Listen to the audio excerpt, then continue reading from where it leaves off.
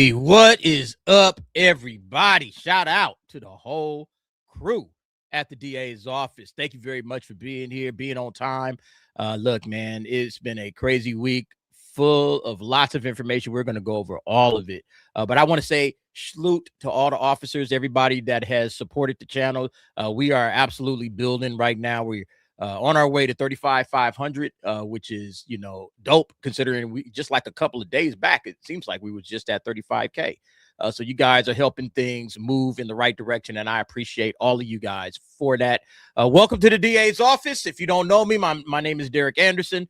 My initials DA. That's what I've been going by for a couple of years now. But yeah, I want to thank you guys for sharing videos, liking, commenting on videos, like everything that you guys are doing that's helping the channel out, man. This is how we build a community. And so I really appreciate you guys doing that. And of course, we got some cats hanging out in the back, and we're going to get to those folks in just a second. But before we get to those folks, we got to say what's up to the people that's hanging out right now. All of you guys putting it in, I see a lot of, the regulars are all here. I always see new people coming through as well. So thank you guys for doing that. And let's get to it, man. Anthony Shaddocks, what's up, man? Thanks for being here. We got Bootzilla in the house. What's up, Bootzilla? Crom's Chosen One is here. Dynamite also here. Draconis is in the house. I just see Baz Taylor checked in. Emily Kruger also in the house. What's up, Emily? Extreme Meme Supreme is here. Hamdinger, Lieutenant Giratina is in the house. We got Recon. We got Ruby Hoove also in the house. Slick also hanging out with us tonight. Thank you, Slick. Stacy Gardner is also here. Project Cambrian, I see you just checked in. What's up? We got Stephanie Napolitan is here. The casual viewer, Angel. He'll be joining us in just a moment. The voice protagonist, Tony Ilias. And of course, Andrew Werdner, one of my top mods. And then Wolverine Solid X. Thank you all for being here. I see Delithium has also joined us. Damn, it feels good to be a Raider. I don't think it ever feels good to be a Raider. You guys got it rough out there for the Raider fans. I don't know if that means you a Raider or a Raider fan or whatever. But anyway, appreciate you guys hanging out with us. All right, 5K1. I see you just checked in. What's good? What's good? Red Hood of LA. Yo, yo, yo. What's good? What's good? Thank you guys. I appreciate all of y'all, man. It is a pleasure every Sunday night to welcome you to the DA's office. And we got some homies hanging out with us tonight. So let's go to it. First of all, the one of the dopest couples that I ever met online. Katie, Andy, my dude shocks. What is up? How y'all doing tonight? Great. Happy to be here. Thank you. Yeah, glad y'all are here too, man. Appreciate you guys. Had a good week?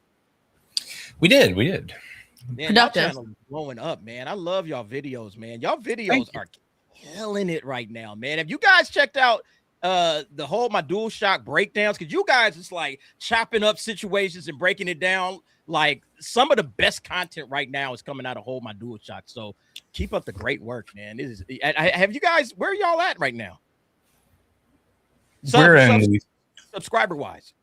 We're about to hit 11. We're about to hit 11K. Man, seems like just yesterday y'all was I know. Yeah. coming up, bro. They coming up. Hey, man, they're gonna catch up with me pretty soon, man. And I love to see it, man. Can't wait till that happens. All right, let's bring on the next one. We got Cyfax in the house. What up, Cyfax? What's going on? Hey, look, I know I'm the second runner up for the couple stream because it's obviously my good looks and my winning personality. Between those two things, it just clearly works. Obviously, it's just really killing it out here. always good to see you out here. What's up? Hey, also check it out. I'm rocking your guys' shirt, man. You guys sent me it. I'm rocking it. Hell yeah! It's great. Wait. Let me see the shirt. Hold on. What is the shirt? Oh, so it's the Colt of the Dualies. Hey, I like that. Check that out. That's what's up. Oh, I like it, man. I like it. Yeah. Rocking their shirt, man. I saw the message earlier and I was like, and I saw it in my. It was kind of in my next list of shirts to go through, and I was like, I might as well rock it. Let's see if they show up, right? And they're here. Yes, sir. And then also we got Angel, the casual reviewer. Angel, what's up, bro? What up? How's everybody doing tonight? Good to see you, Katie and Andy. Good to see you, Cyfax. You too. Yes, sir. Yep. Hey, man, lots to talk about this week, man. I don't know if you guys have seen some of the stuff going on with the possible casting of Lord Voldemort. Have you guys? Mhm. Lord S. Voldemort. I'm like, how many ways do you guys want to destroy this whole situation with Harry Potter, man? Because if they go there, I don't think there's any chance in hell that look, they won't announce it. Even if they do make that choice, they won't announce it until like they get to that book. They won't. I would be shocked they even announce it. If they do that, I think they'll just show it in the show Just and surprise surprise everyone. I haven't heard anything about this. I'm super curious, man. You're about to pique my interest. We're right about here, to show dude. you. Let's We're go. about to show you. Let's go. Look, everybody in the chat right now. Hey, let's lock in, man, because we got a lot of stuff to go over. We, of course, always start off with the comment of the week. I had a couple of like little stingers that I wanted to start with, but because we got so much happening, I just wanted to jump right into the topic. So let's go ahead and do that. We're going to start with Harry Potter. Shout out to JV Loves K, I guess. Drop this one. Oh, wait, made it too big. Let me zoom down a little bit so we can read the whole thing. There we go. Who posted this up on one of my Harry Potter videos, says, I am a huge Harry Potter fan, but I won't watch them turn the entire series into an allegory on racism. No, thank you. Yeah, 100%, man. I think that's what a lot of people are feeling, that anything that you're doing right now, it's always going to be looked in the lens of race where it wasn't before. There was no racism at all involved with Harry Potter, and now there is, because they decided to go with Black Snape, which, you know, again, we've been talking about this for the last couple of weeks. One of the dumbest moves, I think, in the history of Hollywood, in the history of anything entertainment related. It is retardation that I just cannot explain. Does anybody understand what could they possibly be going for at this stage of the game? No, but the people that are fighting for it are some of the dumbest people you'll meet on the internet. Like, we literally saw people saying that, like, because somebody made the great argument that Harry Potter already deals with the allegory of prejudice and stuff through the house elves. You know, they have slavery. They deal with all those issues. They just don't do it with like black and white race. It's all there. And somebody said, oh, well, that's no substitute for having, you know, a portrayal of a black character being treated that way. And the guy was like, it literally is. It's literally it is the substitute. That's why they did it, you know? Yeah, I 100% agree. Yeah, it's just it's short-sighted, and it just shows how little they care about Harry Potter fans themselves. Like, the fans don't matter at this point. You know, we're strictly here for our own ideology. Angel, I know that, you know, I don't think you're a big Harry Potter fan, but like this type of stuff, does it turn that casual, you know, fan or the person that might be interested in, when they start hearing all of the rumblings about, oh, there's a black Snape wasn't black before, what's going on? Do you think this turns folks away?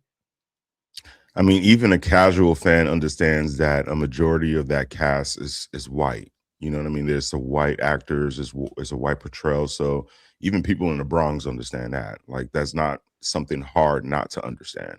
So I think it does turn them off to know that they actually tried to race swap something and think that we were stupid enough not to believe that it was something that we were going to overlook. That's really what they thought. They thought that we were going to overlook it, not be able to say anything, because they thought that most people really don't pay attention, but they really do. And that's really what's sad about this whole situation, is that they're really just trying to pull the wool over the casual fans' eyes. Like, we just don't know. Like, Harry Potter has been established for years now. This in Universal, we've seen video games. We've seen so many different variations of this, you know, book, that why would you try to, you know, switch anything up? So the casual fan is paying attention and they're turned off by this. So, and it's already showing by the dislikes, you know, people are paying attention.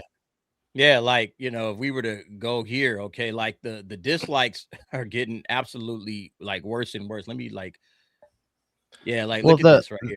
The book was written in the 90s from J.K. Rowling, right? The 90s Britain, and if you look at it from that perspective, it's like she wrote around what she was experiencing, or maybe even the 80s when she was growing up or whatever. So it might have even actually been even the demographic might have been even more predominantly white or whatever.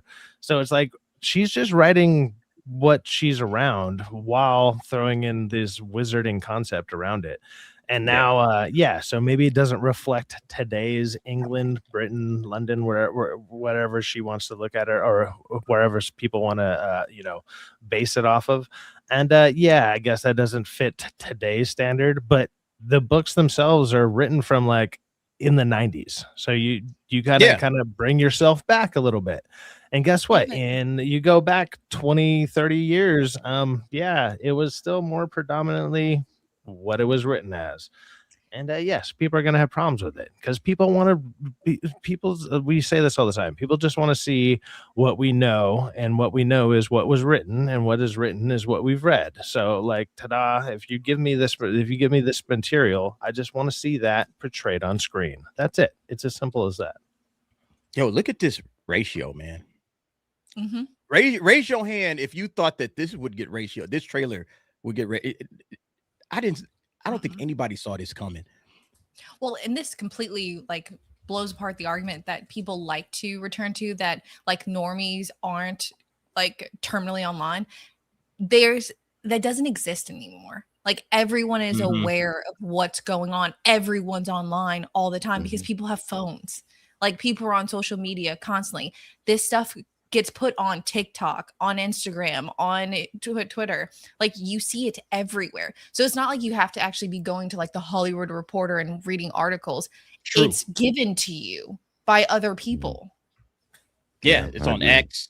And the thing about it is, this is how did they think they was going to get away with this? This is one of the biggest franchises of all time. Like this is on the levels that most franchises will never reach. Okay, like Star Wars had this level of popularity at one point, and it doesn't anymore.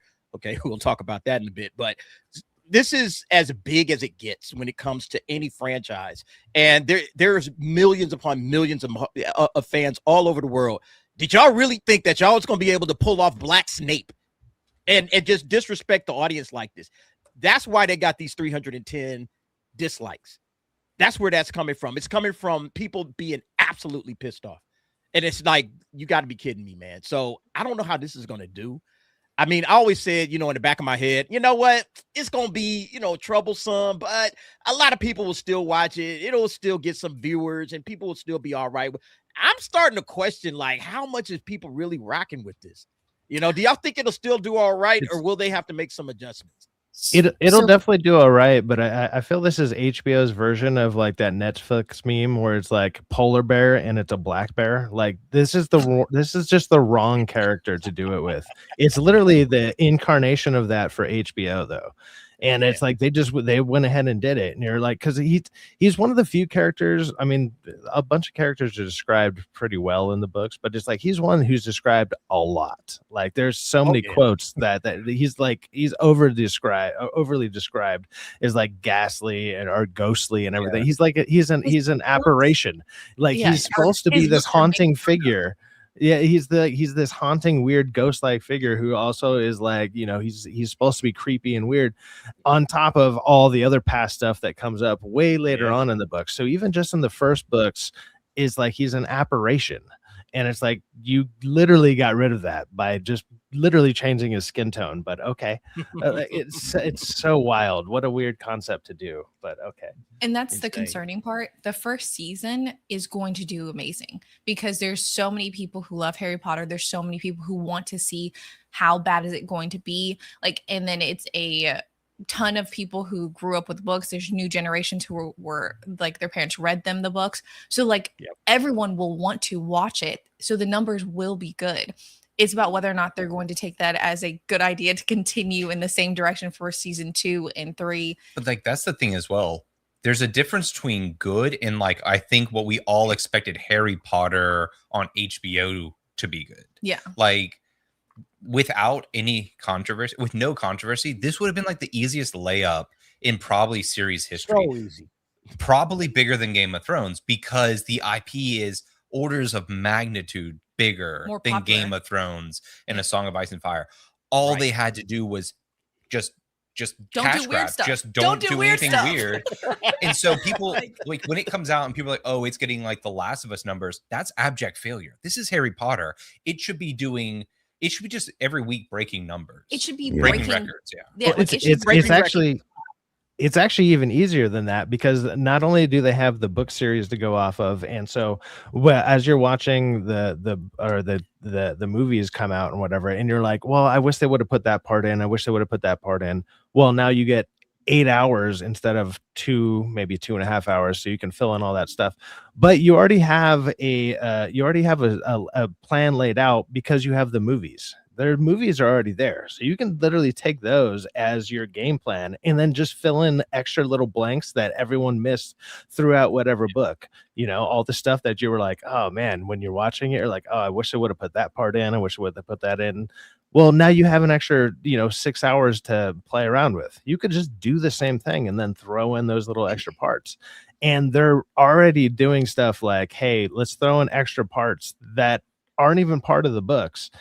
You're like, what are you doing here? So when you guys say it's a layup, I mean, it's the easiest layup. Like, somebody actually just, like, I don't know, took a scissor lift and literally placed you next to the bucket and like the basket, and you could just dunk on it all day. And no, they decided to drive it off the court for some reason. Like, what are you doing here? Like, it's so All stupid. they had to do was just cast it appropriately. That's it. That was it. They just make sure everybody looks like they're supposed to look, and that's it. And not deviate far from the books. I mean, a little deviation here and there probably would have been okay, but as long as it's nothing egregious, like even some of the stuff they're talking about, oh, we're going to see Malfoy at Malfoy Manor. All right, whatever. I mean, most people would have been like, why? But whatever. Okay, you want to give us little tidbits, fine. But Black Snape is a non-starter for a lot of people, man. I'm not watching. Are you guys all going to watch it? Because I am not watching this series. All right, I've already drawn my line in the sand. Are you guys watching it? And I'm not judging if anybody watches. If you want to watch it, that's what you want to do. I'm not judging you for it. But I know for me, no, I'm out. I just saw this comment about Syfax's description of basketball. Was a hate crime. I mean, I'm not wrong though. Sorry, that's just so funny. We will watch it, dude. I was in the UK at this time. I gotta catch a glimpse of how bad this is, because I was in school in the UK in like the 90s and 2000s. Like, yeah, I want to see if it's. I think it's gonna be something special.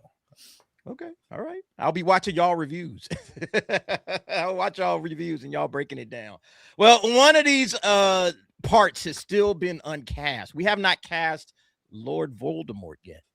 And the previous Lord Voldemort, Ray Fiennes, says, hey, I know who should play Lord Voldemort in the Harry Potter series. It is one of the dumbest. And I think listen, man. I'll say this. Let me do a caveat to what I said. I said I'm not watching it, right? If they cast this person as Lord Voldemort, I'm in. I'm totally in. Now I'm watching it. Okay. If they do this, this would be one of the biggest. I don't even know how to describe this, man. This would be one of the most retarded things I've ever seen in my life. Syfax, I know you're waiting with bated breath. You're like, who is he talking about? What's going on? I had the article. Now I had this. Well, I guess I'll just read through this article. All right. So he says, he was asked, would you reprise the role? All right. The previous Voldemort. All right. That's Ray Fiennes. He said, I think that ship has sailed. So he starts talking about who does he think could play the part. And he says he had finally admitted, I'll tell you. Whoa, my bad. Tilda Swinton was mentioned somewhere as being a contender. And I think she would be amazing. Tilda Swinton? The ancient one? We already saw that, right? The ancient one. Yeah, Rafe does want that Oscar so I mean, bad. she does look good bald, at least. So that's a good thing. Man, stop it. There's no way in the world that you're going to tell me that Tilda Swinton as Voldemort is going to work out. And I think that's the dumbest thing. I had this picture up. I don't know. I think I may have closed it. I'll say, don't hate me, but I agree with Tony. If they were going to pick a female, she's at least the best option. Only because most people have been confused about whether she was male or female in the past. Yes, because in like Constantine, she gets away with it. So like if they're going female, she's easily the best option. But yeah. This is she this was is already the worse sorcerer than Black Snake. supreme, man. She was the sorcerer supreme. That's She what I'm can- saying. can We've do seen her this. bald. Is this better or worse than Black Snape? A Better. gender swapped Voldemort. Better or worse? Better. This Better. makes more sense This makes more yeah. sense because at least they wouldn't have to address the fact that she's Or a they chick. could. We know Or they that. could, We know yeah. Tom Riddle lost his nose because of the Horcruxes. We don't know how Tom many things Riddle. fell off. You know, Tom Riddle. What is her name now? Thomasina Riddle? Like, how they gonna make that work? How does this work? This is retarded, man.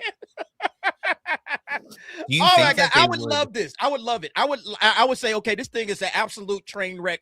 I'm watching it. I got to see the train wreck in real life. This is like a car crash. Maybe, You know, when you pass it on the freeway, Tamatha. I gotta look, man. I gotta look. You Tabitha know, Riddle. I know it's We're gonna gonna get. get we're gonna get Tamatha riddle me this or whatever. Like Oh, And the thing and it's is- like the I am Lord Voldemort is made up of his full name, right? So they would have to work that out somehow or another, you know, because you know what I'm saying? It's like Tom Marvolo Riddle, it flips into Yep. I am Lord Voldemort. So how do you explain that? This Don't is and do they make Tom Riddle a female, or do they just say, "Hey, check out this totally cool dude we found," and just never address that it's a woman? There's no good way to do this, and it's going to become nothing but memes. What does that say that y'all think Tilda Swinton is a perfect Voldemort? Like, damn, man. It's like Voldemort is not an attractive looking thing, man. there's You say, "Oh, yeah, oddly a way. yeah, that's spot on right there. There's oddly a way to do it, and it's simple because it's in the Harry Potter universe, which is simply the polyjuice potion. So the whole time that Voldemort is trying to not look like Voldemort, so no one actually thinks it's him, he could just be like, or you know, Tilda Swinton could just be a female the whole time, and then maybe on the last the last episode on season 8 or season 7, whatever, all of a sudden he Bro. turns back into the dude. You know, and just be like, "Ta-da! I was a guy the whole time. I'm really Voldemort." Like they could easily do shit like that. Shalifi you know nailed who it you're- right there. Yep. Yep. Just had to really You make know who- J.K. Rowling happy. Yeah, J.K. Rowling to be like, "What are y'all doing to my shit?" Woo! Yeah, You're gonna feel so bad for Professor Quirrell because he's gonna have this chick on the back of his head nagging him an entire semester. So you're gonna be like, dude, Oh my I'd try and God. kill Harry Potter too if I had just this woman going off 24/7. This is look. I don't think this is going to happen. I think this is just No. rumors, and Yeah. there's no way in hell that this happens. But if it does, I'm watching. I'm locked in, man. I'm watching it every single week because this would be the biggest shit show I've ever seen in my entire life. A The race problem- swapped Snape and a gender swapped Voldemort. Yeah, the problem Oh. is they did it with Snape, so it's like it seems believable. That's the problem. Anything could It's happen. like, Yeah, you can't you count see nothing headlines out. like that, and you're like, "Oh, this is absolutely a possibility," and you're like, "There's no way," but at the same time, you're like, "Well, they changed Snape though," and you're, Yeah. come on. So Bro. it's like all this stuff is totally believable. It's crazy. Look, all right. Before we move on, we got to hit these supers and these gifteds. Thank you, everybody, for your support. You guys are absolutely 100% awesome. Shout out to Bootzilla, who dropped not 1, not 2, but 3 gifted memberships. Thank you very much, Bootzilla, for the gifteds. Bootzilla has his own emoji. You guys probably already know that. You already know what I'm about to do. I'm about to lace him up. Give Bootzilla some love. Where is his at? There it is. It's a little Godzilla wearing cowboy boots, you know. So thank you, Bootzilla, for the support that you always give the channel. We appreciate it. Also, Ruby Hoove. Shout out to Ruby Hoove, who also gifts pretty much every single stream, gifts a membership to somebody out there. If you guys got a gifted membership, don't forget that you can watch all the nightcaps on the replay as a member. There's also more more membership videos. I just dropped one earlier today. So make sure you guys go and check out all the member content that's there. And of course, you get access to all the emojis. Ruby Hoove also has her own emoji because she is very consistent. So thank you, Ruby Hoove. Somebody who's also, and then Ruby comes back with another 5, says, have a wonderful evening, DA and crew. Thank you very much, Ruby Hoove, as you always do. Dragon Master 0 has dropped another 5 gifted memberships. Dragon Master, You come through every time, brother. Thank you very, very much for the 5 gifteds. All right, that brings it to 9 gifted memberships on the evening. Let me go ahead and give Dragon Master his love. All right, the top dogs are coming through early, and let me give Dragon Master his flowers. Thank you again for all that you do for the channel. All right, we also got Recon, a member for 6 months, says DA and crew. I reached a 6-month milestone. I won't watch the Harry Potter series on HBO Max. And remember, July 10, 2026, please save your money. Oh, yeah, that's, what is that? Moana. That's Moana. Moana is dropping July 10 on 20. Yeah, so, yeah, there's been a wallets closed campaign in my chat for Moana. What's the 6 months milestone? It's just being a member of the crew. Thank you, man. Thank you for being here for that long. I appreciate it. Much love to you. And look, I know members and our people in the chat don't want to hear this part, but a lot of us have the the AMC pass, so we see movies once a week, no matter what. And like it's just part of what we do, regardless. And so, but if you look at it that way, like we're maybe spending $2 towards a movie instead of like 20 or whatever, because you can see so many movies, especially if you use it properly. You can see a ton of movies. You can see up to 4 movies a week. You're spending maybe $2-3 a movie. We're not actually contributing that much, but at the same time, if we want to talk about it, that's the only way to do it. You do got to kind of go see the movie. Yep. Yeah. Which is also why when I see these numbers, I think it's bullshit, because so many people have the same kind of passes that we do, whether it's Regal or AMC and stuff. So when they're like, oh, so many tickets were bought, but nobody spent $26 per ticket. They just used their pass. Now, right. Yeah. Yep. Nick Knack, another big time supporter. Nick Knack, I do have your emoji. It's cooking right now. It's not quite ready. But when it is, you will see that up on the channel. Nick Knack for $20. Hey, this crew's starting to feel like the beginning of the Justice League. I don't know what that means, man. What do you mean by that? By the way, how do you meet these? Yeah, we about by to the be way, how did you meet reckoned those with. crazy kids, Katie and Andy? They are literally one of the best, I guess, content creators. And DA, I'm a black chick. Get it right. I know you're a black chick, Nick Knack. Well aware. I don't know what. Look, did I bring you? How did we? Did I bring them around? It might have been you. It might have been Sergeant Giratina. Might have been me. Or Sergeant, Giratina has been a fan of theirs for a while. Yeah, I think it might have been Giratina that did that, Nick Knack. But yeah, 100% one of the great content creators on YouTube, and they are like blowing up right now. So if you guys have not subscribed to Hold My Dual Shocks, make sure you get over there and do that as soon as possible, because you're missing out. Real talk. All right. Thank you very much, Nick Knack, for the 20. Your emoji is on its way. Craze. Shout out to Craze, member for 14 months. Good to see everyone. Love you all. Stay classy. Of course, that's all we do is stay classy. Appreciate you, Craze, for being a member. Thank you. Nick Knack, on the side note, DA, your snippets of Rachel Zegler and your videos of comedy gold. Headed to the gym. I'll be listening now. Give me My Hero Academia. Absolutely, man. The All Might is on its way. But we got one more to get to from that aforementioned Lieutenant now, Giratina, member for 16 months. Basketball is one of the sports, but Black Snape in gangster rap videos. LMFAO, Paul Law and Kuma Comedy and Fire Race Swappers. Okay, yeah, I can rock with that last one for sure, man. I'm tired of the race swaps, so yep, no problem there. Black Snape and gangster rap videos, yeah, that was Perry Chan. That's a classic one, man. That one's gonna go down in history, man. It's one of the funniest meme videos I've ever seen.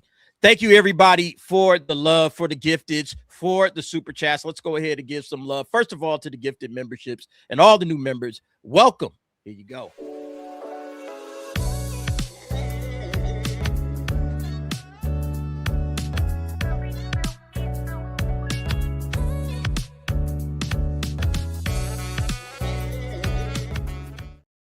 All right, and then we got the super chats that we also have to thank a little. All Might for you. Thank you all for being here and helping out. We appreciate it.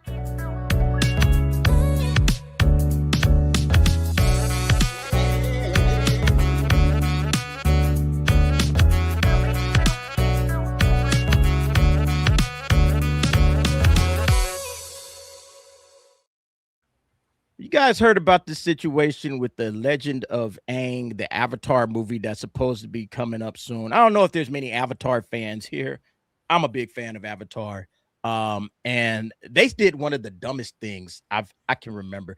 Again, easy layups. All you got to do is just bring back the same voice actors that did the original cartoon. That's all you got to do. They couldn't do that because they said, well, the voice actors that did the original, their race doesn't match the race of the characters in the cartoon. And it's like, nobody cares about that. We care about the original voice actors, you know? But apparently there was a lot of leaks going on today. So I think the whole movie probably leaked. Somebody said the whole movie leaked. But if it's not the whole movie, it's little clips. I saw a couple of the clips before they ended up getting taken down. Complex Pop Culture has this up. Avatar Aang, The Last Airbender has allegedly been entirely leaked online. Clips that are fully voice acted have begun circulating. The user who leaked the movie claimed Nickelodeon accidentally emailed it to him. The movie is supposed to release in October, all right, which is going to release on Paramount Plus. That's another problem because this was supposed to be a theatrical release. And then after all of this hullabaloo about, Paramount putting out 30 theatrical releases and all of that, this shit's going to Paramount Plus. It's retarded. It's dumb. But that's not what really a lot of people are really pissed off about, all right? So the clip got taken down, but I'm going to share this. Marvin Montanaro had posted this up. The voices are so bad. They refused to bring back the original voice cast because they said the voice actors didn't match the race of the characters. Who the hell cares? And we've talked about this before. At least I know I have. Voice actors don't need to match the race of the character. Like we always use the example of Samurai Jack. Samurai Jack, a black voice actor. Samurai Jack's not black, but the voice actor is black. And that's the only thing to make. Can you voice act? But nevertheless, this is what happened. And now that this thing has leaked out there, everybody is calling it out and people are absolutely pissed, man. Kata had shared this as well. The whole Avatar Last Airbender movie leaked. And my God, the voice acting is atrocious. And I said, yep, this thing is already cooked. Huge mistake swapping out the voice actors. I don't know if you guys caught any of it, if you heard any of it. If not, that's cool. But just the thought of race swapping or swapping out the voice actors due to the race not matching the race of the character. Like Avatar, I understand this is supposed to be Asian culture and all of that stuff, but like, they're not like actual Asians. Like they're earthbenders and from the Southern Water Tribe and all of that crap. Like, what are y'all doing? Why would you do this? Not even that, how many, for voice actors, how many women voice men in different anime and stuff all the time? I don't understand the necessity to wanting it to be a specific race or even gender. You don't see them. Why didn't they change the race of the character? All they'd have to do is color it different. That's what they do in movies. If it's that big of a deal, you want to use voice actor. Exactly. But see, then if they did that, then it wouldn't be the character, right? Let's change this character to a different. Oh, it's not the character anymore. Like, I don't know how big, if you guys aren't big, like the person that I'm thinking of specifically is Toph. The voice actor that plays Toph, her voice is so distinctive. It's like you cannot imagine Toph, another voice coming out of that character except the voice actors that played that character. You cannot imagine that. And yet and what I heard had Toph's voice actors, it sounded utterly ridiculous. It was some of the worst shit I've ever heard of. And I was just like, oh, okay, you guys are absolutely destroying what a lot of people were looking forward to. Basically, the adult Aang gang, with Aang, Katara, Sokka, Toph, and Zuko. We just wanted to see them as adults going on an adventure. One movie that would have satisfied so many people. Now everybody's pissed. Everybody's pissed. And it's like, again, it's one of the dumbest things I've never heard. I mean, this thing absolutely went insanely viral today. I was trying to find, there was one video that really broke it down, and I was trying to find it, and I was unable to find it. But there's this one video out there where they talk about, the only thing that matters when it comes to voice acting is the talent of the voice actor. Yep. That's it. It doesn't matter what race they are. It doesn't matter if it's a boy, if it's a woman, if it's a man, it doesn't matter. The only thing that matters is the talent. And they fucked it up. They majorly fucked this one up. And so everybody's kind of pissed off, saying, okay, this thing is already cooked. All right, we don't even want to see this. Some dude, this was last year, Avatar Last Airbender exec explained why the original cast was replaced for the new movie. And essentially they go into the whole situation where is it at? Yeah, casting director Jenny Ju explained that there was more of an emphasis for the new film to match actors' ethnic/racial background to the characters that they're portraying. Stupid. Just fucking cares, man. This is a reminder that Avatar is a Western production, and this is a big reason why manga and anime are crushing Western entertainment, dude. Nobody cares that the guy that voices Piccolo also voices All Might. You can be a green dude, you can be a Japanese dude. They don't play these games when it comes to the voice actors.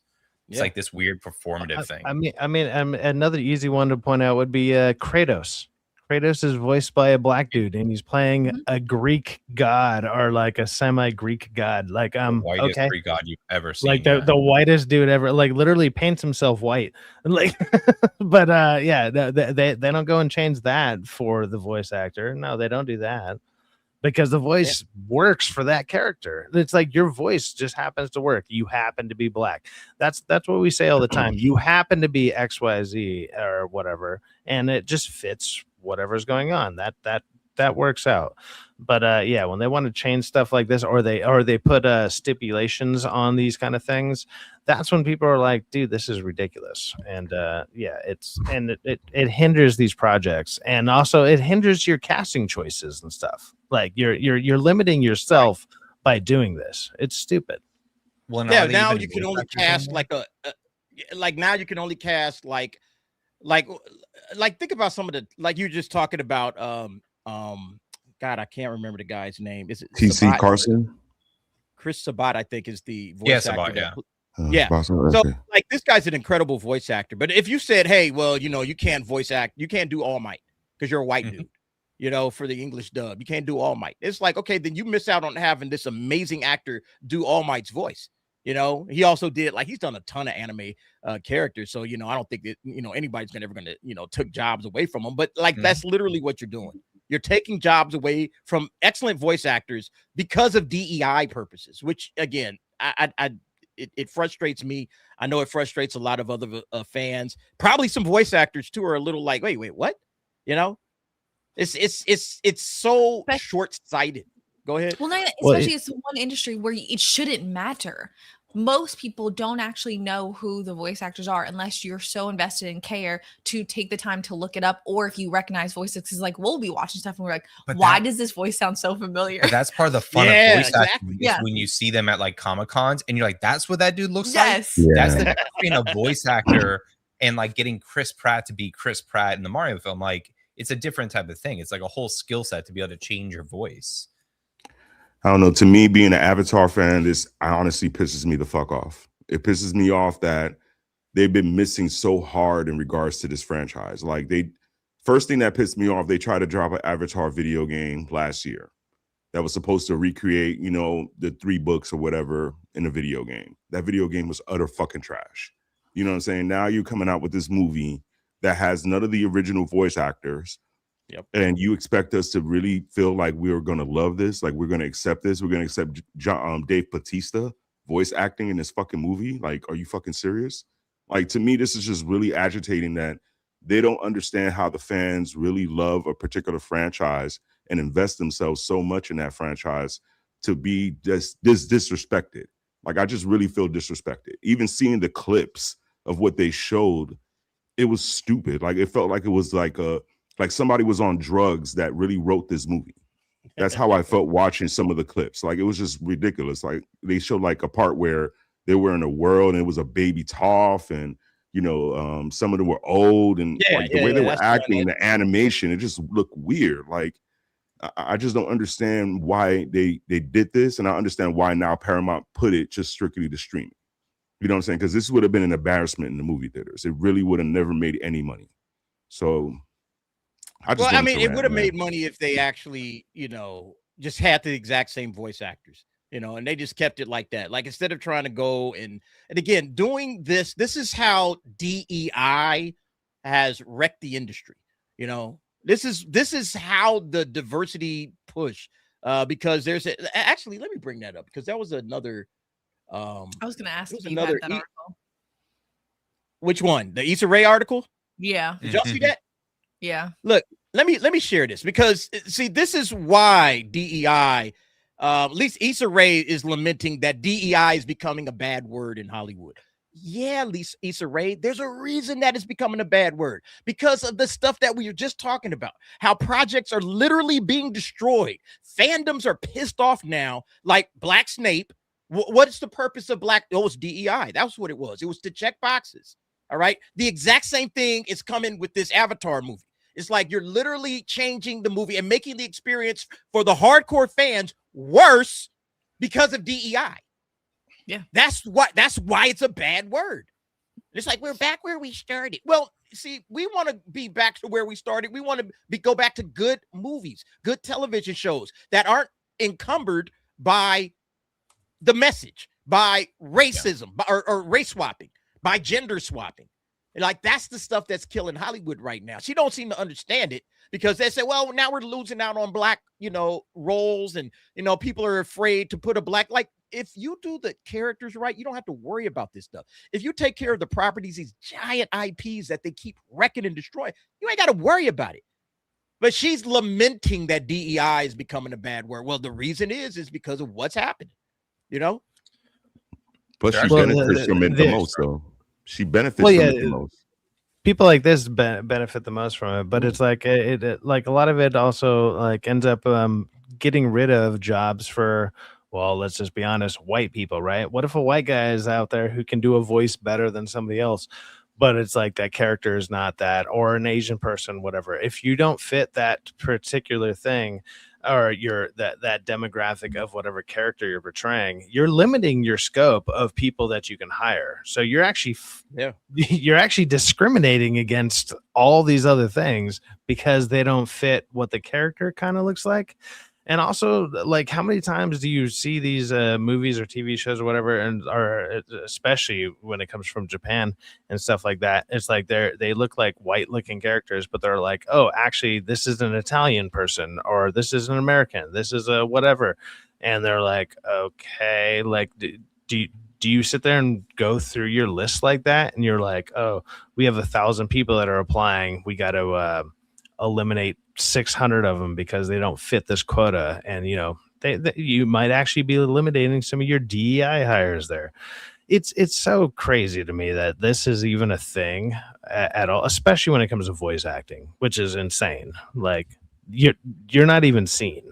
Like Andy was saying, like, how cool it is when you go up to a random show or a random event in general, and it's like, oh, you're the one who did that? Wow. Mm-hmm. And it's like, it's super interesting. You're like, oh wow, like I didn't know you could do that. It's kind of awesome to see sometimes. Yeah. People we talk about it. I would say I do agree with Andy. I think it's not back where we started, it's worse. Because like it's way no worse. Longer where like people actively dislike, like even seeing when they're clearly doing things that they shouldn't be doing or giving roles to people that clearly shouldn't be playing certain roles. It's now people negatively attach feelings to things. Like even the stuff with like the Odyssey. I'm like, you guys don't realize you're ruining projects before they've even been seen. Because of the situation you're putting people in to force them to put certain people in roles that they should not be in. You're just advertising something was more important than the storytelling and the immersion. Yes. And for a lot of fans, they're just going to check out before you even start it. Yep. That's it. Hey, look, we'll see how Avatar does, overall. I don't think it's going to do very well. It's on, they're sending it straight to Paramount Plus, which tells me they don't have a lot of confidence in it anyway. But again, as an Avatar fan, like Angel just said, it just pisses me off, because we had an opportunity to actually get what we wanted, which was, oh, okay, we're going to get a movie, the Aang gang, they're all grown up, they're all adults, and they're going on another adventure. Great. But it doesn't look like we're going to get that. It's just frustrating. It's frustrating as hell. Man. All right, let's move on. We got more to talk about. This next topic is, where did it go? I got a question for you guys. This was asked by My Time to Shine. Hello. What was Marvel Studios' biggest mistake? kind of an open-ended question. You can take it in any direction you want to. I got my thoughts, but I'm interested to hear what y'all's think. The biggest mistake that Marvel Studios ever did. I think it was kind of a big question, right? Because there's a lot of areas you could go in with this one. Getting saying girl boss movies, getting bought by Disney, or selling to Disney, because Disney doesn't know how to make fucking anything that involves anything to do with superheroes. Like that would be the big one. And obviously that happened, even though they ended up having other movies that came out after they were bought. Those movies were already in the line. They were already in the pipeline when they got bought. So it had nothing to do with Disney. Like, Disney doesn't know how to make TV shows. They don't. Their movies that they make they're children's movies. So like, that's all they get. That's all you get out of it. So you get children level writing and everything. And come on, dude. The Marvel TV shows speak for themselves. They're awful. They don't know how to do TV. They don't know how to do, especially superhero TV at all. Okay. Next. I would say their biggest mistake is not dropping a Blade movie. I think that was their biggest mistake ever, is not dropping a Blade movie and fucking up Blade. Like, I think with that, it hurt Marvel fans, and it really made them realize that Marvel does not know what they're doing. Just by them not basically being able to make a Blade movie. Fucking, you know what I'm saying? Ryan Coogler was able to make it with somebody playing a twin, but yet you guys cannot be able to fucking make the movie on your own. And y'all got way more money and way more capita than what Ryan Coogler was able to have making that movie. So to me, Blade was their biggest mistake. Okay. Katie, Andy? I would say the biggest mistake was trying to hire directors.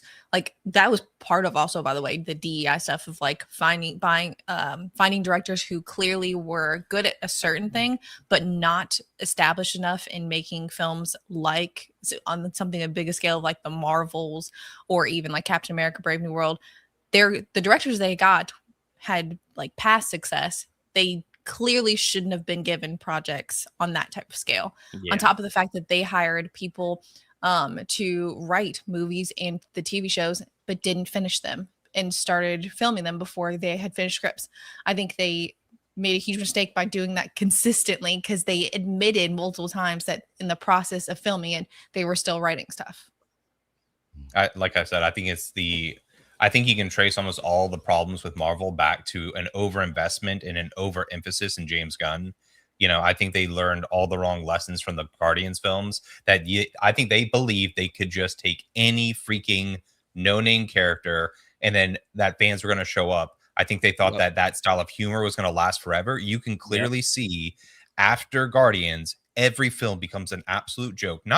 We always had funny characters. Like Tony Stark is funny, but the films aren't funny too. Every single character sounds like a James Gunn character. And if you believe the hype man around James Gunn, bro, he's why guys like Taika were getting shots and all these other people, that he was vouching for them. And so between that, I think that the whole cosmic era made the stakes just dissipate, and it just became one big joke. Thor's a joke.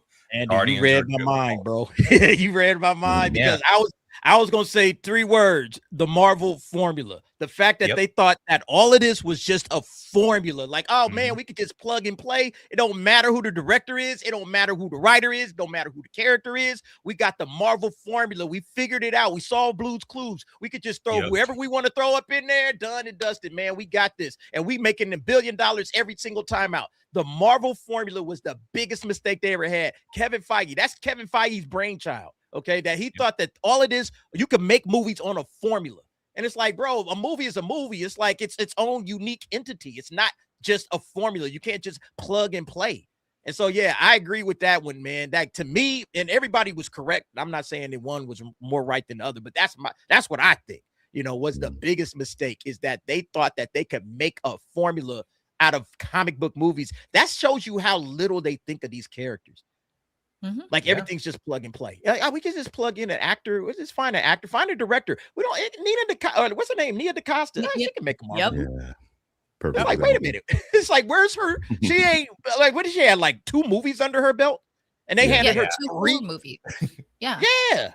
And then, oh on yeah, we either- got it. No worries. Because they thought they could fix everything in post. Oh, we can fix it on the other side of it. Yeah. And Nia DaCosta didn't even finish the movie. Like, she was already off making another movie.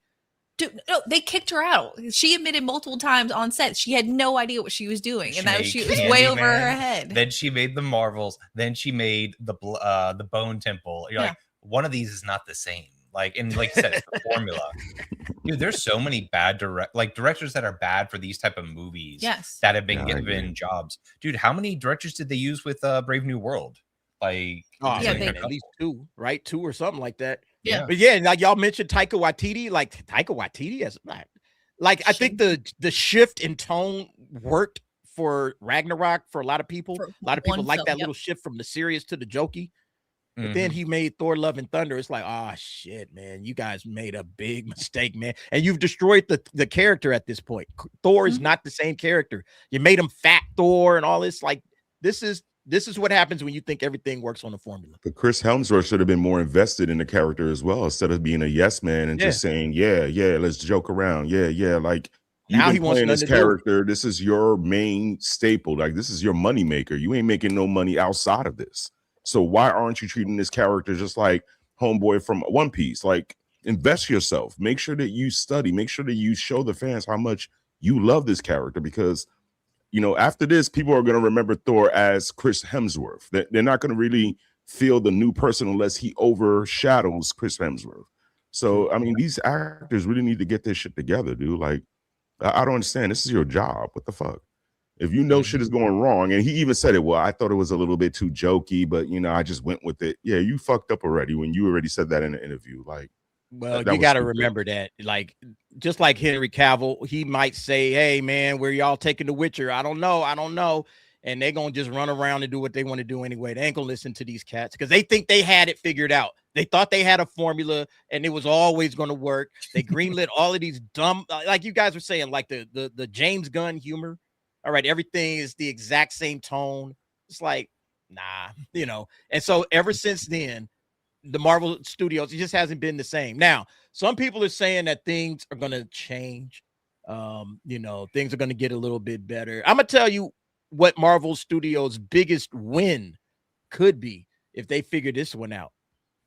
Sydney Sweeney as Emma Frost. What? yeah, that would be sick. What? That would be sick.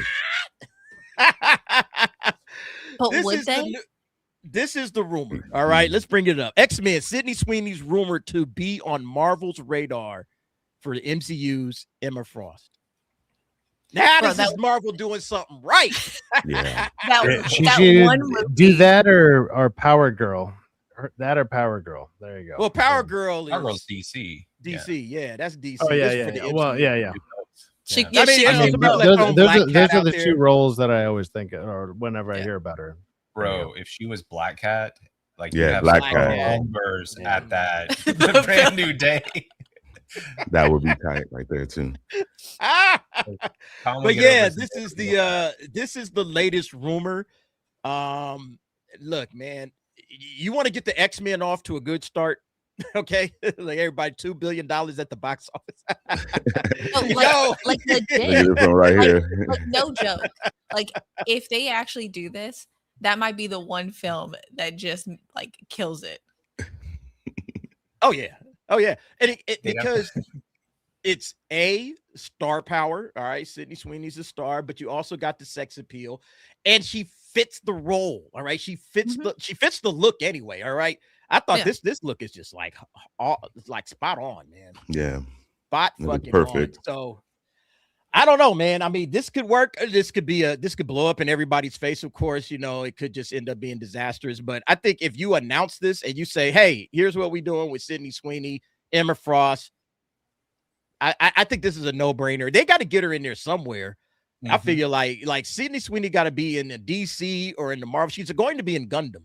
All right. They got her signed up for the Gundam franchise. So I don't know how long she lasts there. They tried to get her in the Sony Spider Universe, you know, with Madam Web, but that didn't work out too well. I feel like She Sydney didn't look Sweeney's like going to that. jump into one of these big franchises. Go ahead. I'm sorry. No, it's She- just like, imagine if she had looked like that in Madam Web. Like, Oh, like man.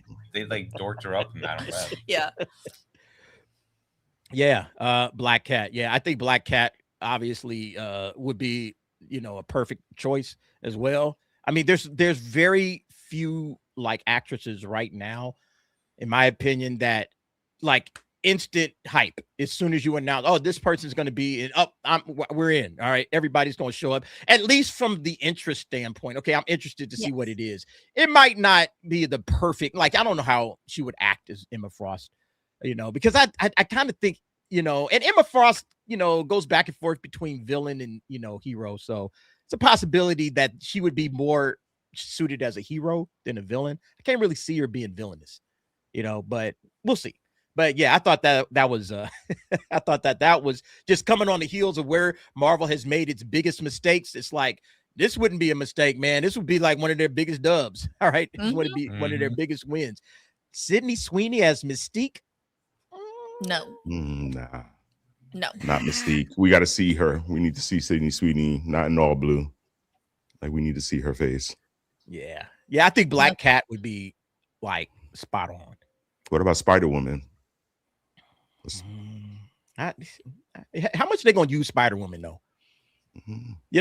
Like, how much is Spider-Woman about to be in something? I want to see Sydney Sweeney, showing up, in multiple movies, doing her thing, and I don't know how much you're going to use Spider-Woman. They kind of tried to make her into like one version of Spider-Woman in Madam Web. Like, she actually filmed scenes where she's like hanging off the roof or like the ceiling or whatever. They already tried that, and they didn't even put that in the movie. So, yeah. Look, here go another MCU topic. Doomsday reportedly hailed as best MCU movie yet, following early internal test screening. So that's always important. Internal test screening. So it's not like they've shown this to just random people in the public. It's just people that work for the studio on the inside. But they're saying this might be one of the best MCU movies ever. You guys buying it? How is that possible when they've got so many characters that have been in the worst MCU films of all time? Bro, Shang-Chi is going to be in this thing. Like, and his acting got better. Yeah. I keep forgetting that he's going to be in this movie, man. Maybe he's killed off and people cheer. I don't know. Yeah, like, kill him off fast, man. Yeah, there's so many characters in this. Where's that Chairs video? Let's go back and revisit that shit, man. And then they said they have like 30 more, right? I think they said have about 30 more coming in. 20 or 30 more characters. Yeah. We haven't seen an official like anything, for this as of Didn't yet. they say they were still like rearranging stuff to decide where they wanted it? Still scenes? retooling. Yeah. They changed. Are they really? Supposedly, they might be changing. Yeah, because they used those like scenes that they leaked to gauge people's interest in how much they liked certain aspects of the film. But my guess is the fan reaction is going to sit around 56%. That's going to be my guess. Around 56% people are going to like this movie. And then the critic score is going to be stupidly high because they're like, well, look at the diverse cast or whatever. Like that's going to be what happens. But I heard they changed the date. It's going to be mediocre as fuck. We already are. Yeah, that's a good question, Angel. Are they going to move this? They said they're supposed to wait to the week before. Yeah, I heard they want more IMAX theaters. They really want to get the IMAX theaters. So I heard they're moving the dates just for that because they want those IMAX. They want that money. They would be stupid not to, because think about this for a minute. Like, this movie is already overextended when it comes to its budget. This thing has probably got like one of the most expensive budgets in the history of film. With all the characters they got, how many times they've been reshooting this. This thing is probably ballooned up well over 600, 700 million, right? Yeah, so you're talking about an extraordinarily expensive film, on top of the fact that you're now going head to head with another big powerhouse, Dune. Dune is dropping December, 18, I think, right? And they got all the IMAX. And Dune is already like sold out. It's like, and they're already sold out. They're like, already sold out. It's crazy. Up. Yeah. This is look, Robert Downey Jr. He ain't enough to sell this thing, man. I'm sorry. He's not enough to sell this thing the way they need to sell it. But that's what I was saying. If they move it to the week before, which I think Jumanji moved off of that date, because Jumanji was going to drop on December 11. Now I think they moved to Christmas, and they're going to be a Christmas Day release. So if Jumanji is moved, that leaves that slot open. I think Avengers got to bump back. I think they got to bump back and take advantage of some of those IMAX. They only have IMAX for a week, but a week is better than nothing. True that. Yeah, you know how sad. You know how sad it is that you got to battle Jumanji #3 for your Avengers movie. Like, what are we even talking about here? That's wild. That's even up for discussion at all. Like, Jumanji #3 is battling Avengers. Like, doesn't matter what the name of Avengers is, Avengers whatever, but it's going up against Jumanji 3. Like, dude, well, the fact that they're afraid of Dune, that's terrible. Yeah, like they shouldn't. Like, dude, who would have thought we'd see a day when Marvel was afraid of competing with Dune? Like, Dune 2 only did 700 million, which is good for the box office now, but dude, that's not Marvel scared, like quaking in their boots numbers. Shit, man, they ain't moved the Doomsday clock yet. Doomsday's clock, because it's 8 months, 5 days, and today is the 12th. So yeah, that still lines it up with the December 18 date. So they haven't bumped the Doomsday clock back. I guess they'll have to update the Doomsday clock if they do decide to move it. Get rid of that shit already. Proper time. Man. Get rid of that shit already. Once you change the date, get rid of it. Like, don't reset it. Funny? Like, there's still people. I think there's still people like commenting. Chatting. Yeah. Let me see. Is it? Can I see it? Yeah. And people still putting stuff in here. It's like, all right, what's the point?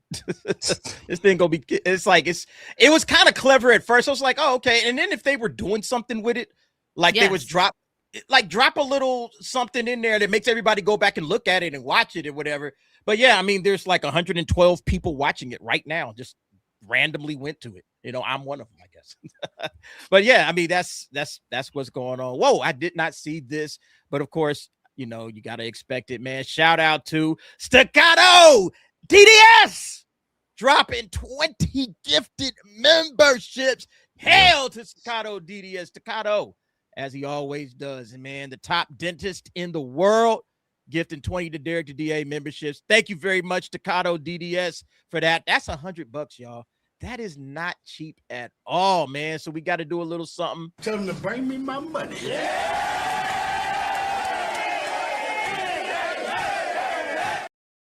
Staccato always coming through, man. Thank you very much, Staccato. You get the love for tonight. Let me get my DDS emoji out. You guys know that Staccato has probably hooked you guys up at some point in time with the gifted membership. So make sure you say thank you to Staccato DDS for what he does for the channel, and what he does for a lot of channels. Like I said, this guy's like the angel investor of YouTubers, man, because he's always helping us out when we need it. So thank you, as always, Staccato DDS. For the support, brother. Much love to you. Yeah. So let's go ahead. That calls for a little bit of a break. Let's see if there's a couple other super chats that came through. Let's go ahead and hit those up. Nick Knack. Oh, wait. Did I see that? No, I didn't. Okay. Hey, DA, I want a Boys in the Hood remake with white people. Boys in the Suburbs. Knack, what is Boys in Flatbush, because Brooklyn is just so gentrified right now. The Boys in Flatbush. That would be a nice. Wow. Oh, really? There. Really? So Flatbush is. Dude, I was there last night. It looked like Seinfeld. Like, that's how gentrified it looked out there. And the Jews, and I don't have nothing against Jewish people, but they were out there thick. Like, they own at least like maybe 10 or 15 buildings down there. It's like it's getting like that in Inglewood too, man. Inglewood is starting to become more gentrified, a little bit of everything in Inglewood. Used to be like 70-80% black, but yeah, not no more, man. When Angel's sitting there saying Jews are thick, man, and he didn't say a pause between that, I mean, that shit's wild. I said they were rolling thick. I didn't say they are thick. You didn't say rolling. You didn't say rolling at all. You just said that's what I said. Thick. I don't need to pause. I had enough pause earlier with Kata and Atreus on their, live stream. I don't need to do any more pauses right now. I'm good. Yeah, man. Look, they be pausing every 5 seconds. For real. Hey, Nick Nax also says, I wonder how many feathers it will ruffle. A lot of feathers. All we want are genuine good stories. That's all we're looking for. Just tell me a good story. Don't lace it up with all kinds of agenda and message. Again, I just want to go to the theaters. I just want to unwind, have a good time, listen to a good story and have fun. Every once in a while, there's some, movie that's going to have some social messaging in it, but that's not going to be the mainstay for popular entertainment. That's never going to be the case, man. So yeah, they got to figure that out. Thank you very much, Nick Knack, 4 to 5. We agree with you 100%. See, Brew, member for 3 months, says, damn, Katie and Andy are here. Good people. Oh yeah, we know them, man. Look, man, they part of the family, man. Thank you guys always for coming through when you have time. We appreciate it, man. All right, let's give some more All Might love, because I know Nick Knack's gonna ask, and then also welcoming the brand new members that just came through. Thanks to Staccato DDS. First of all, a little All Might.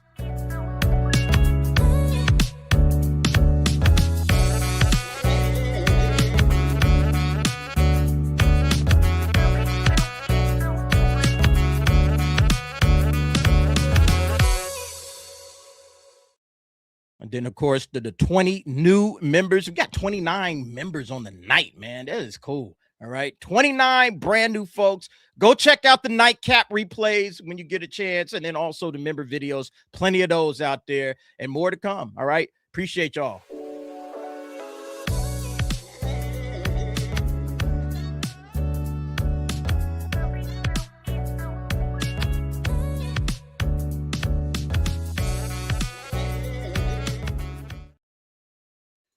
Okay, well, get that out of here. Look, Project Hail Mary is absolutely killing the game right now, man. Absolutely killing it. Have you guys, everybody seen Project Hail Mary by now, I'm assuming, right? Okay. One of the things that I think makes Project Hail Mary such a hit is just the earnest nature of, you know, the film, man. It's just like, it's about somebody that is in a situation he doesn't want to be in, but he's going to try to figure it out for the sake of humanity. He's out there in the middle of nowhere and he beats a little rock guy, and the rock guy and him, hey man, we got a problem to solve for our respective planets. Let's just get it done. And they develop a friendship. And that friendship is as real as any friendship that you see yourself having with your friends and everything. I just think Project Hail Mary just speaks to a lot of the ways people are like, people want something hopeful right now. There's a lot of negative things in the world at this moment, and people need hope. People need to feel good when they go to a movie. They don't want to get all of this dystopian bullshit. Like, oh man, everything is sad and depressing. Like, this was so hopeful, and it's so well made. First of all, it's a well-made movie, you know, practical effects, the whole 9 yards. But on top of that, it just has this cool ass hopeful feeling. Once you leave the theaters, you feel great that you saw this movie. So I think that's one of the biggest reasons why this is working out and why people keep, you know, going to see it over and over again. I've already seen it twice. I don't know if you guys seen it multiple times, but just off that, how do y'all feel about this movie? Why is it doing as well as it's doing? I'll start. I love this movie so much. Because Andy's not here, I'll tell. Andy thinks I overhype it because I like it so much. I think it's all around just like an amazing film. But to his point, I do agree. This film is amazing and people love it because it's the standard. It's the basics of what people used to do when making movies. And so like being able to have a cohesive story, making sure that it's not completely nihilistic, being able to balance like having stakes, but also putting some funny aspects in there, and having it look beautiful. That's what film used to be just in general. And because we've had so many awful films, this stands out even more than it probably should. Not that it isn't an amazing film, but just that we've been surrounded by so many poorly made films for so many years. I think this film is getting so much recognition because it's going back to what we should expect. It's also a standout for like, let's just say, I don't know, like blockbusters type of stuff. It's like the first blockbuster of the year, like kind of deal. And it came out so much earlier in the year than, let's say, well, summer blockbusters would or whatever. Like this movie deserves to be more towards the summer or whatever, but it came out obviously earlier, and everything about it, it's just like it feels bigger than what they did with it. Because when you hear about, and especially when you hear about how they made it and everything else that's going on with it, the puppetry, all this stuff, like they did so much more practical than they did CGI and stuff like that. And you see it on screen. Like I just rewatched it, I want to say 2 or 3 days ago. I went out and I saw it for the second time. I want to say 3 days ago, whatever. And I was just like, man, like rewatching it, I actually liked it a hell of a lot more than the first time I saw it.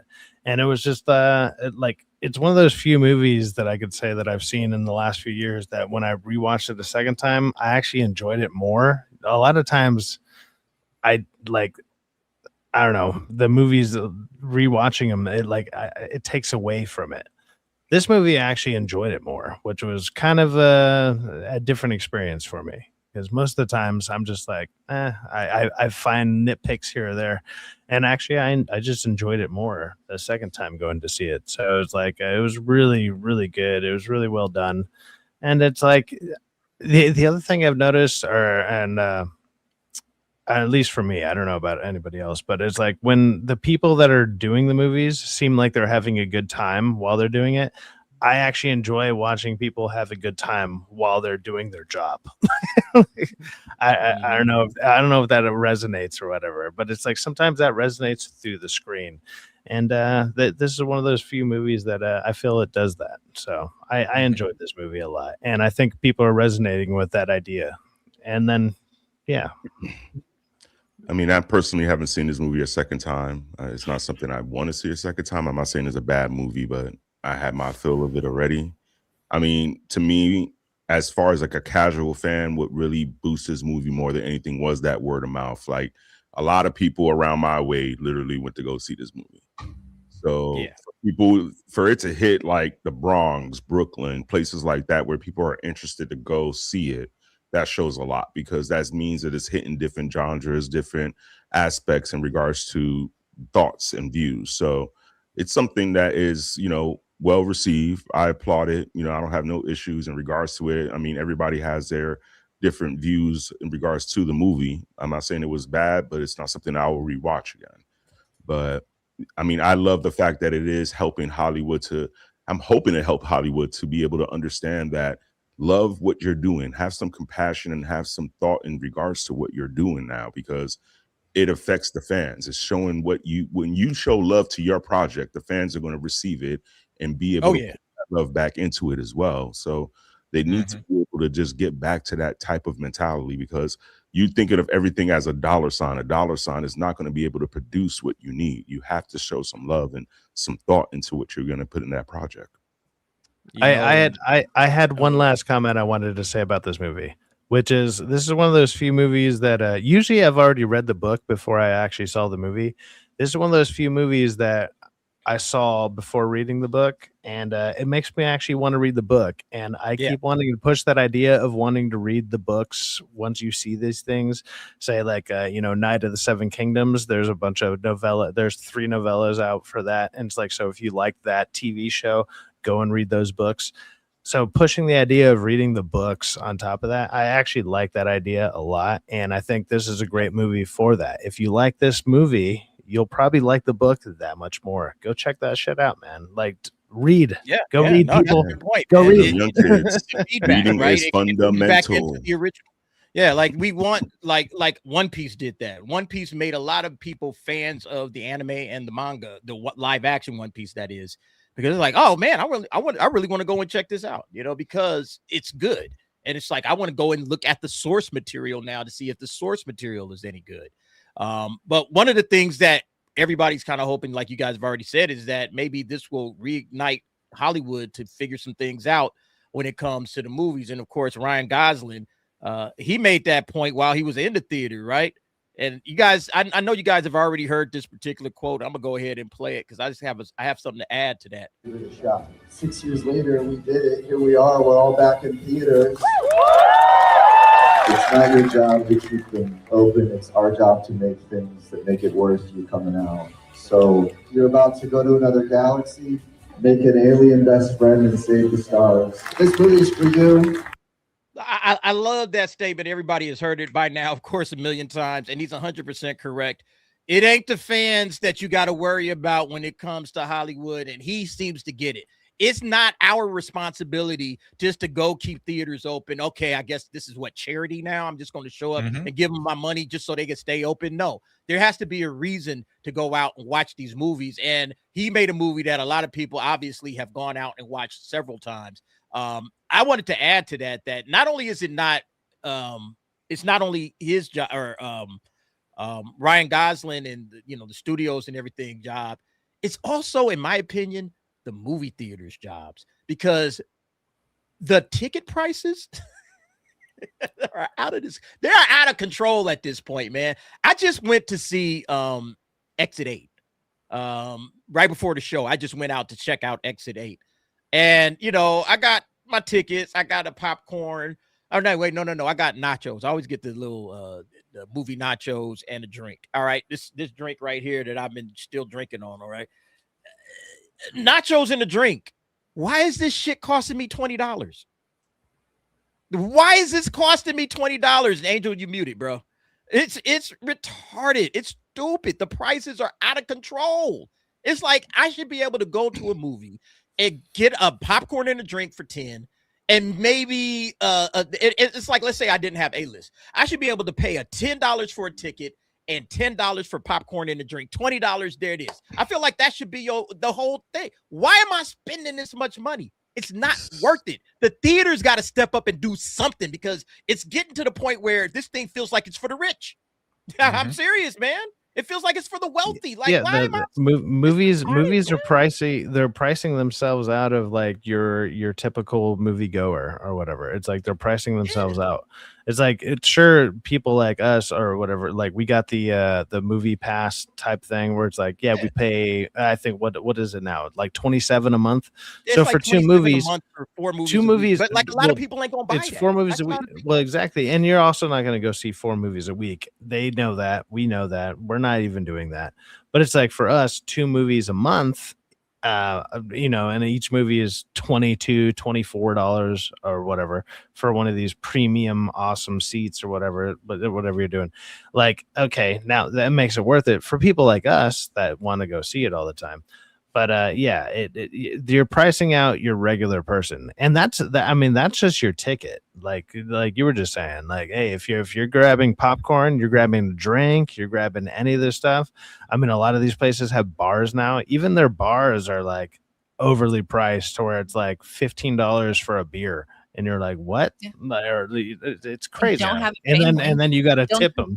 Like it's crazy. Don't try and take your entire family to the movies. And that's also why it's becoming a situation where even if some of these films, like there's multiple films people wanted to go see, families are going to make a choice. Like there's no way they're going to see multiple films during the summer, even if they have the opportunity. It's too expensive. Yeah. And your point's so true, Derek. Like it does feel like charity.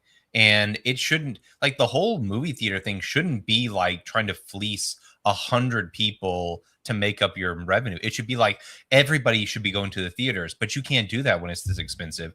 And people aren't going to buy a movie pass when they look out and like, bro, there's maybe 1 film I want to see this month. Last month there were 0 films I want to see. Yeah. There's no value to investing in the theaters if that's going to be the case. Yeah, no, real talk, man. My thing is this though, with the theaters is like, what I notice is that a lot of people will go to the theaters for the food if the food was worth the food. They will pay that money. You know what I'm saying? Like they don't have an issue, but the thing is that they have to make a better ambiance for the movie theaters. They have to make it feel more comfortable and more, just make the moviegoer feel secluded when they're in that movie theater, that they could really be able to feel like they're enjoying that theater. Because there's certain theaters that I've seen where now they're trying to make it like where you could just chill and lay down, with your spouse at the theater and just eat and chill, or they're trying to make it more inclusive where they're adding more games or more, fun activities where kids could be able to go to the movie theater and do those things. So the movie theaters could be able to change. They have to adapt. That's the thing. They don't want to adapt. They're still on that hustle of let's hustle the popcorn, let's hustle the hot dogs, let's just get the nachos out. That's that. Like if they were to get a chef, like let's say a well-named chef, to put his name on that food, people would start buying it. People would care a little bit more to be like, at least there's some quality in this food. Yeah. But for me to be able to, spend $8, $9 on a hot dog, $9 on a soda, and then $13, $14 on a bucket of popcorn, that's fucking ridiculous. Crazy, dude. Man. You can't. That's ridiculous. Unsustainable. Yeah. What's a fair price for a movie ticket? Let's say not a matinee or anything like that. Like I feel like movie tickets should never go above like $12. I feel like $12, like that's the cap. And I know, it'll move up and down depending on $12 you should be at a limit, but I feel Dolby. like $12 is like for an evening movie on a Friday night, Saturday night. Yeah. I see movie like $15, $18, $20 for like just the regular theater, not in IMAX, nothing like that, just a regular movie theater. It's like, what are y'all charging, man? This is crazy.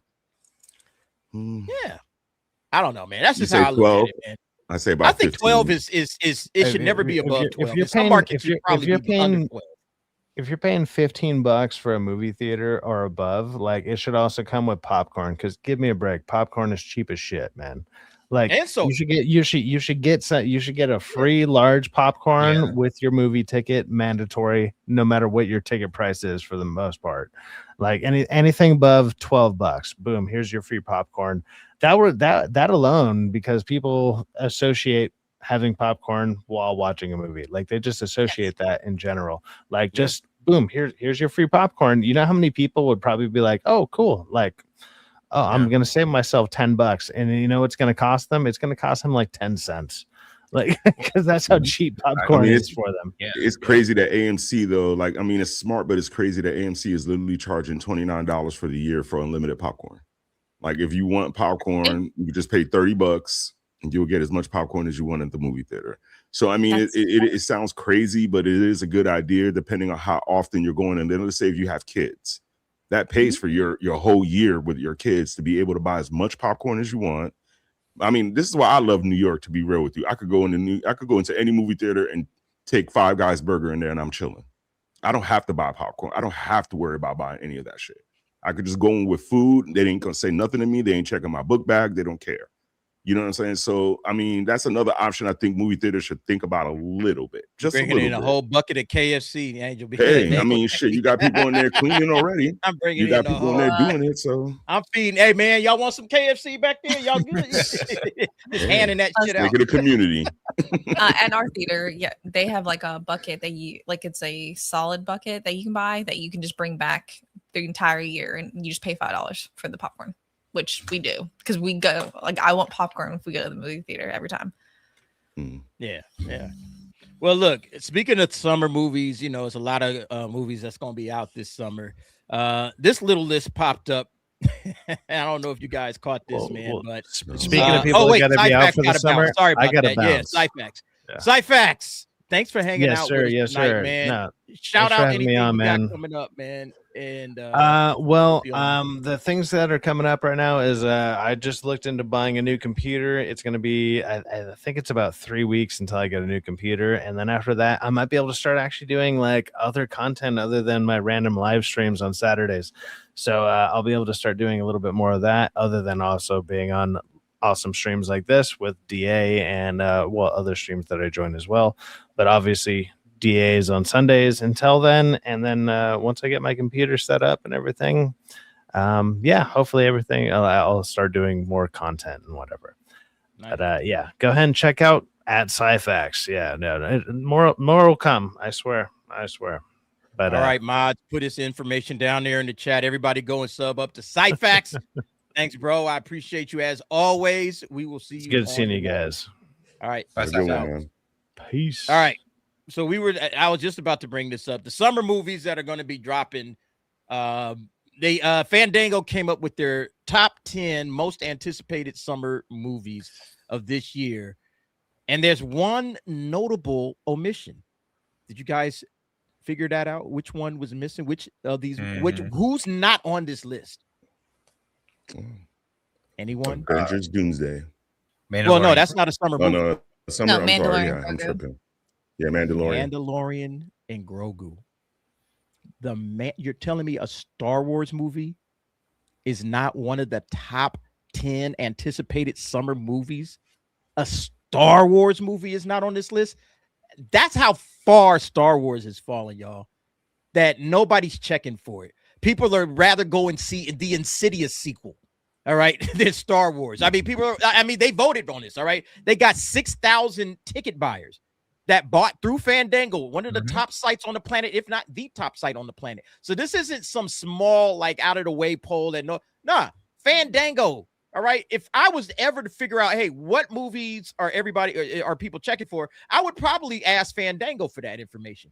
because Yeah. they get ticket buyers from all over the map.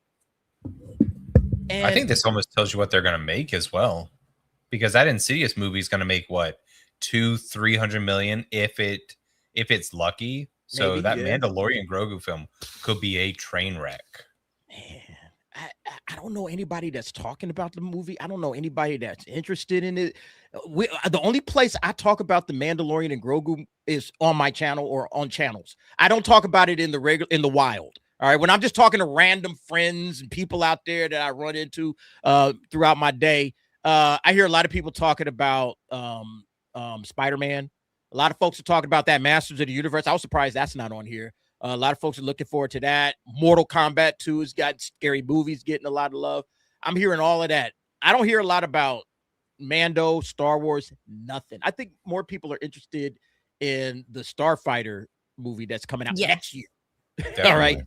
Yeah. And what does Star Wars do at this point, man?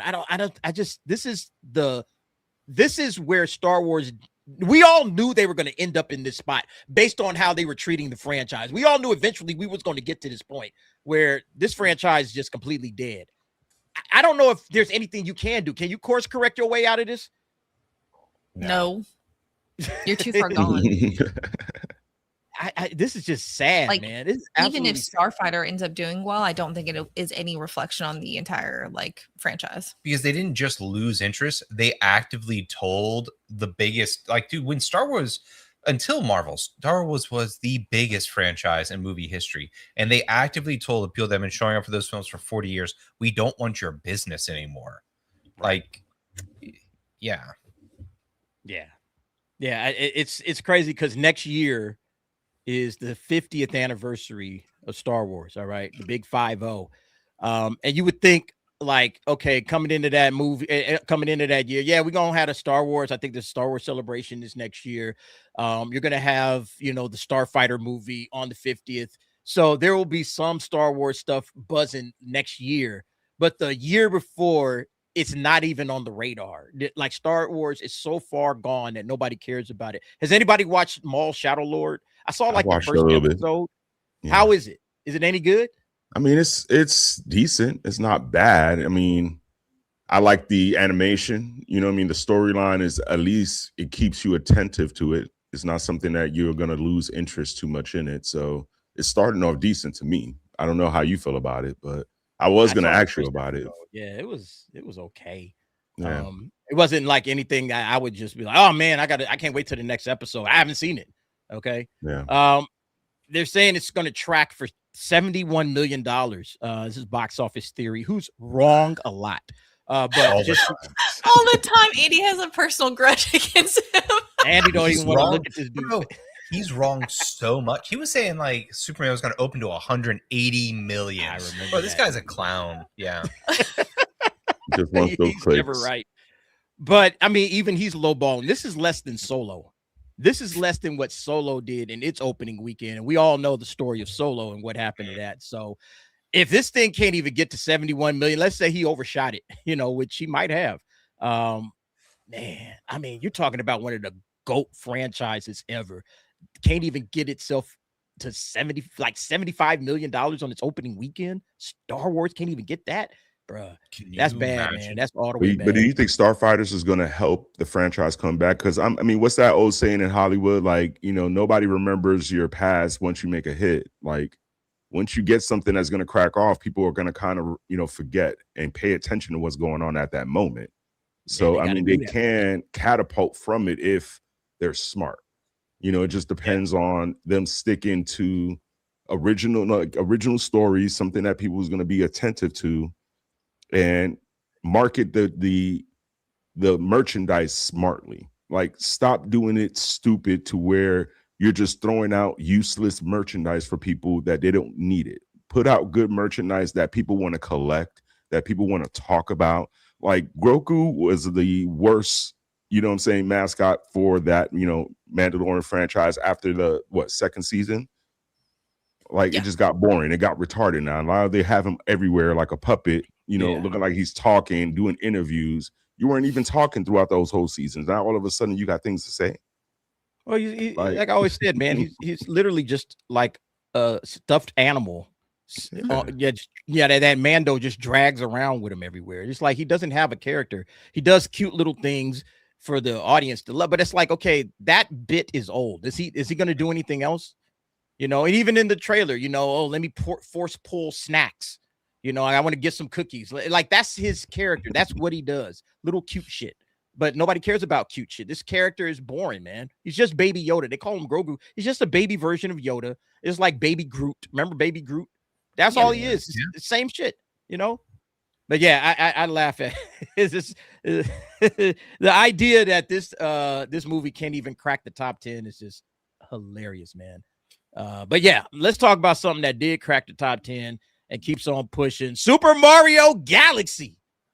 Dominating right now, man. $629 million after like a couple of weeks. It dropped on April 1st, right? So yeah, we about a week and a half, I guess.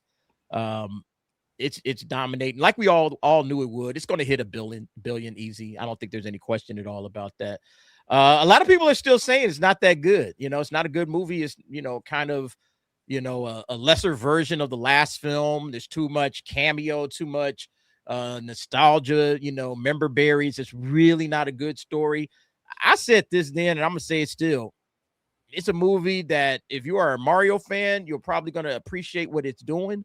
But if you're not a real big fan of Mario, you're probably just gonna shrug your shoulders.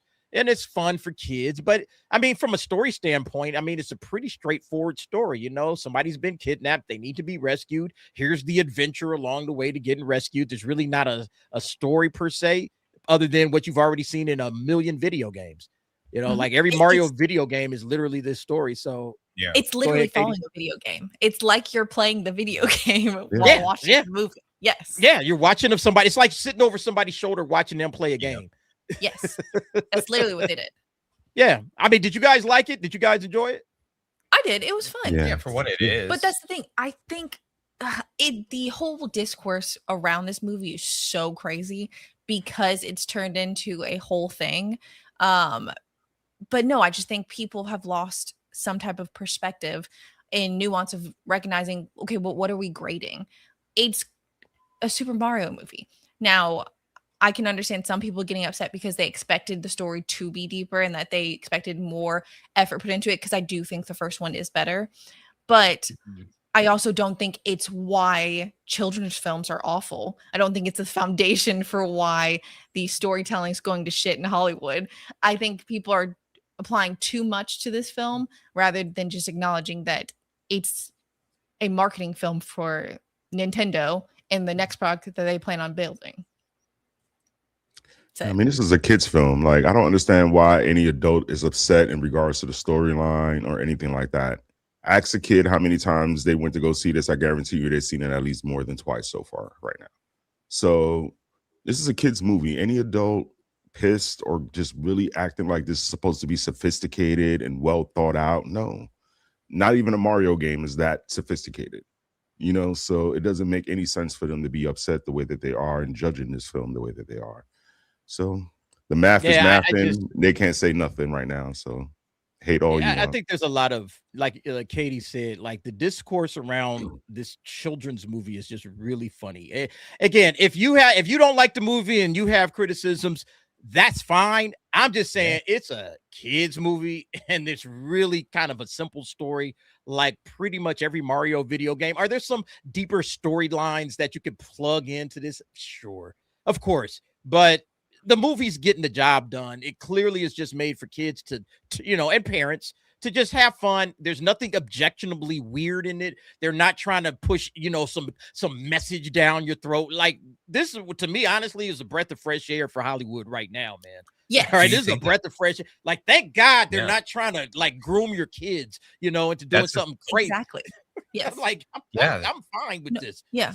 That's a really good point. Do you think that's why the discourse is kind of crazy? Because there is really nothing controversial about this film. Like, there's no gay Luigi moment. It's just. So I feel like people are making more controversy like about they it because they don't have something too attached to it. So they're like, it's we got to find some controversy in this one. All right, let's say how bad the story is. It's like, okay, yeah, that's fine. If you don't like the story, again, man, I'm not taking away anybody's opinions, but I just think it's just like, come on, man. But ain't one nothing thing I wrong will with the say movie it does overall, have man. going for it is a Mhm. beautiful film. Like visually, it yeah. looks Yeah. amazing. The soundtrack for it was great. Like there's aspects of it that were done really, really well. Yeah, People I graded agree. this film harder than they did Elio, by the way. You hear Yes. people saying like Elio came out last year and people are like, didn't go see it. People are talking about this is what's killed children's films. Like, dude, Absolutely there's not. been some terrible kids films. And like you said, like Lightyear, like weird agenda driven stuff. God, Too. yeah, man. Like, I think everybody needs to take a step back and remember the days of Lightyear and Strange World. And all. World. That's what your kids' movies was good. That's what you guys have had for the last 3 years. And then along comes, or 4 or 5 years, whatever, you know. And then here comes Mario, just simple, fun, non-offensive. Oh my God, the story is terrible. I'm like, get the fuck out already, man. Let's have some fun. Let the kids go there and just watch Yoshi do silly shit. Like, it's fine. Yeah. It's fine. It's gonna be okay. You know, it's like, golly. Yeah, like Elio, Lightyear, all this stuff. And remember, that was Pixar that was giving us that. Remember, Pixar used to be the gold standard. Look where Pixar is at now. So I love Illumination by Disney, like The Wish. Oh like, yeah, Wish. I forgot about Strange World and Wish, bro. Yeah, exactly. Let's say like we've had Mario's not drastically worse films. I mean, I get it, you know, but look, Illumination, in my opinion, they got this. They got what the Minions. Yeah, Despicable they have Me. Minions vs. Monsters coming out this year for the summer. Oh, that's gonna be that, and that looks like fun. Yep. It looks like something that parents are just going to be able to take their kids into the theater. We don't look. I think every Minions movie is dumb. I think it's some of the dumbest storytelling, the dumbest movies, and there's a little story to it, but I think it's all dumb stuff, and I don't care. I'm gonna take my niece and nephew, and we're gonna have fun. That's how it is. They don't even talk. They don't even say words. They do. They speak in Spanish. Like if you listen, they're speaking in Spanish, man. That's how they. It don't sound like that to me. It's dumb. It's dumb fun. All right, but Mario, like I said, you got to give them credit. They're getting the job done. They're gonna, like I said, they're gonna pass, $1 billion. I don't know if it. I don't think it's gonna outdo the first one. It depends on how long. But I don't think they're going to outdo the first film. The first one was 1.5, right? 1 point. I think it was 1 point. Hold on, let me look at it. I think it was 1.5 bill. I mean, I think it was 1.3 or something like that. Let me check. Let's see. Yeah, 1.36. Okay. You know, I don't think this one's going to outdo 1.3. You know, it's halfway there, but there's a lot of stuff that's about to come out. Michael's dropping at the end of the month. That's going to chew up a whole lot of box office. But if they leave it in theaters long enough, it might get close. But I mean, again, I'm glad that, somebody's making movies for kids that are inoffensive and fun. And if they ain't got the perfect story for me, you know what? That's fine. I'm not going to get too upset about it. But they're at least trying to make something that kids will watch. Families can take their kids to it, and they don't have to worry. Like Snoop Dogg was going to Lightyear, being asked, "Hey, Papa Snoop, why is this woman kissing this one?" And he's like, "Wait, what?" Like that's type of stuff you ain't got to worry about going to the Mario movie. Snoop can safely take his grandchildren to Mario, and he gonna be good. He ain't got nothing to worry about because there's not going to be Peach kissing Rosalina or none of that. You know what I'm saying? It's like it's not going to be any of that bullshit. True. So Snoop can endorse this film, yeah. I seen y'all comments out there. Nah, DA, you wrong, DA. I'm like, look, I'm right. I'm absolutely right. Yeah, that's a pause. I don't care. I seen T. Where T at, man? I haven't seen him all night, yeah. He was in there and then he disappeared. Maybe he's trying to log in. I don't know. All right, look, but yeah, let's talk about the box office breakdown. We always kind of go over the box office numbers as we wrap things up. The weekend. Actually, it's down a little bit, of course, but still doing quite well. Here it is right here. Yeah. So this is weekend number 15 for the year. Super Mario Galaxy, of course, coming in first, 69 million. Project Hail Mary, 24 million. Look at these drops. I want y'all to look at these drops for Project Hail Mary. I mean, this is absolutely bananas, man. When you see these domestic drops, look at this. It only dropped 32% from week 1 to week 2. Second week, 41%, and now 22%. Damn. Just tiny little Word of drops mouth. all along the way. That's why it's sitting at $510 million. Mm-hmm. I mean, this is exactly what every movie right now in Hollywood, all these, they all should be looking at Project Hail Mary and saying, okay, this is what we need to start doing. We need to start putting out movies that have these minuscule drops that everybody's loving, everybody's buzzing about. The word of mouth is great. This is like the biggest success story so far for the year. But yeah, sorry, go ahead, Katie. Yeah, no, that's 100% the biggest success story. They probably should like go back to that method. Like, do more of that, please. The drama, number 3, that's that Zendaya joint, right? Yeah, Zendaya and Rob Pattinson. Did y'all see it? I did not. I heard it was good. I heard it was good too. Chris Gore said you got to check it out. So I thought it was actually all right. I mean, he thought it was all right. So I was like, all right, maybe I will. You, Me, and Tuscany. I don't know what this is. That's yeah. Haley It's the Bailey. rom-com that they're trying to get. This is the introduction, by the way, the test ground that they're doing right now to see if they can put rom-coms back in theaters. Is that the one with the dude from Dungeons and Dragons? Yes. The Paladin? Yep. Oh my gosh. I know Chris Gore said he not Chris Gore, Alan said he liked it. Alan said it's an okay movie to watch. So I'm telling you right now. Okay. There's no way they're getting rom-coms back in theaters with like that's okay, I know who that is. But what was the budget? Yeah, well, yeah, Halle, the other dude. Yeah, I remember him. He's got the handsome guy from Dungeons and Dragons. He's from Bridgerton too, I think. Yeah. Mm-hmm. Bridgerton. That's where I've seen him before. Yeah. And I don't watch Bridgerton. A friend of mine does. I don't watch Bridgerton, but I don't watch Bridgerton now. Okay, I just happen to be at home all the time. Well, I don't know if they're going to make money on this film. It was an $18 million budget. So far, they only made $8 million. I mean, 18 million, and they made 8 in the first week. That's actually kind of good. It's not bad. Yeah, that's actually pretty decent. I'm shocked it made 8 million. Like legit. Well, let's see next week about the set. We'll see how it goes down next week. Hopper's coming in at number 5. I don't know what BTS. I'm gonna go see that K-pop, right? Yep, I'm gonna go watch that. They sick.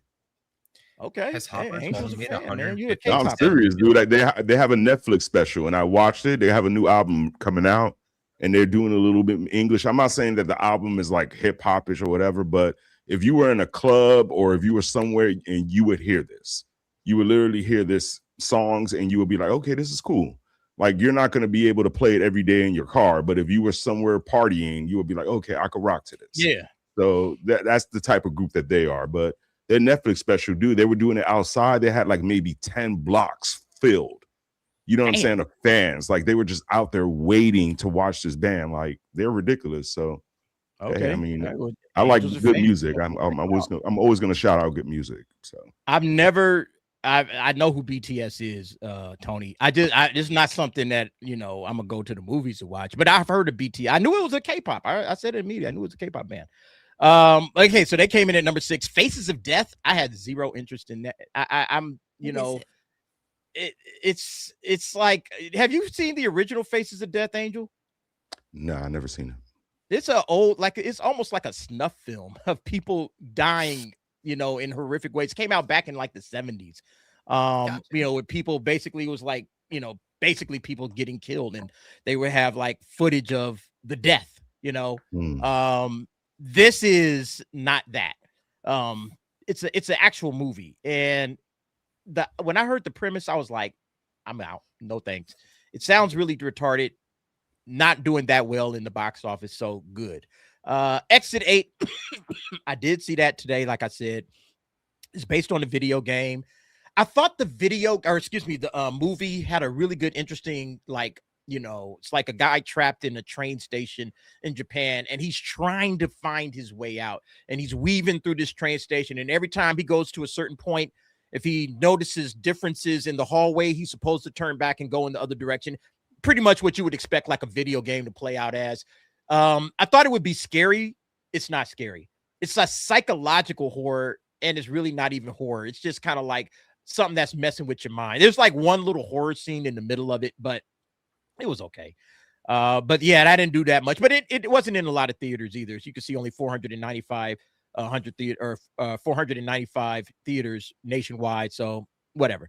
And then A Great Awakening and then Reminders of Him rounds out the top 10.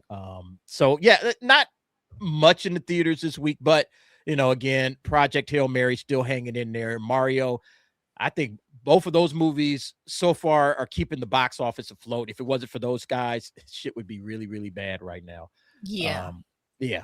If it wasn't for those two films. But there we go. So that's it for the box office breakdown. Oh yeah, we gotta of course go to what's coming up next week. I almost forgot. So this week we got Lee Cronin's The Mummy. Have you guys seen the trailer for that? Yeah. Yeah. It's It's got a creepy kid in it. I don't like creepy kids. Yeah, that's the big release. Along with Normal. I think Normal is supposed to drop on the Screen Unseen. What up, T? I think that's gonna drop on the Screen Unseen this Monday, tomorrow. So I might check it out and then do an out of the theater for that. But Lee Cronin's Mummy, whatever, man. I'm kind of tired of The Mummy. It's like, all right, they've done it. They did it once with Brendan Fraser and Rachel Weisz, and I think that's pretty much it for The Mummy. And if you're not doing that, I don't really care. The one they did with Tom Cruise, the remake, like I'm good. I'm good with it. But anything on this list that's dropping this weekend that catches your eye? Sounds like a no. no. I don't know. The Bridesmaids re-release, maybe. I don't know. Exactly, I'll go watch that. Look, like everybody's waiting for the following weekend because the following week Michael. We got Michael. Yeah, I got my ticket already. You do? Yes. Yeesh, I got to put the early showing for Wednesday. Are they doing? Oh, there's a Wednesday showing. Oh, okay. Yeah. Sweet. How big is Michael gonna be? Is this gonna be like is this $1 billion movie? Anybody got $1 billion on Michael? Worldwide. I like legit. I did. We've been arguing about this for months. I think it'll be $1 billion because he's so well known around the world. Andy says no. Why you say no, Andy? Not because Michael's not a draw, dude. I just don't think the theaters are in that place anymore. Like everything just seems to do less than you would think it would. And I just like people compare it to Bohemian Rhapsody, but like I kind of feel like maybe the era of like the biopic is done. And Bohemian Rhapsody I think made just below $1 billion, but that was also at a time when people were going to theaters, and so I'd love for it to make $1 billion. I just have doubts. Yeah, that was before the pandemic. Yeah. Yeah, you got a good point there. That was before. Yeah, this is what Bohemian Rhapsody did in 2018. Yeah, at that particular moment in time, yeah, I would say if Michael came out then, I think Michael would have did well past $1 billion. Yeah. Like 1.5, maybe 1.6. Yeah. I don't know. I think the hood's gonna show out for this movie. I think that people and it's good. I mean, I just think that's what's gonna happen. And plus, worldwide, he has a lot of fans. This time too, I mean, this is really going to be a big showcase for his nephew because he actually was singing a majority of the music, even though Michael was done, but he's singing the things, he's doing the dancing. So this is a big thing for him. I mean, the only negative thing that I've heard so far in regards to this film is that Janet Jackson didn't kind of like this. Like supposedly she had an issue with the film. So that's the only thing that I've heard. But I mean, other than that, the rest of the family was like, yo, we like it. We're okay with it. But Janet was the only one tripping off of it. She was tripping off. T, man, what's up, bro? What you been doing today? Nothing? But you lost your voice, man. You can't speak to the people. You can't say, what's up, y'all? Radio silent. T gonna always be T, ladies and gentlemen. Just make sure y'all understand that, man. Hey, let's go through these last couple of super chats before we get up out of here. Thank you very much for y'all patience on that. Hold on. I don't know. My computer just froze real fast. C-Brew for $2. Apparently, there is a Quest 3 game coming. Is there? That was in reference to the Project Hail Mary conversation we were having. Oh, okay. So there's a game based on Project Hail Mary. Is that what they're saying? Yeah, Yeah. the Quest 3 is a VR headset game. Okay. That might actually be kind of cool. You know? Mhm. Yeah, that might be nice. All right, cool. Thank you very much, C-Brew, for the info. Appreciate that. We also got Marshall J for $4.99. Supergirl. You can tell it's going to be a character arc story, not a Mary Sue, which people should appreciate instead of complaining her being drunk. I think the problem is that most people don't think Supergirl, like they don't think this is Supergirl. This doesn't feel like the character that Supergirl should be. You know, again, party girl, drunk. Yeah, there's going to be a character arc. She's going to have some growth, perhaps, but it's growing in a direct, like it's starting her off, you know, in a dark place.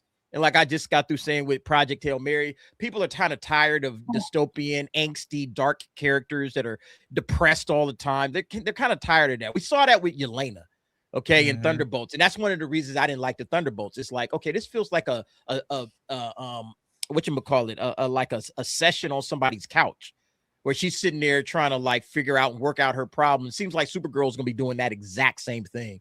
And I'm not with that type of a characterization for Supergirl. Supergirl is more hopeful than that. All right. She's more cheerful than that.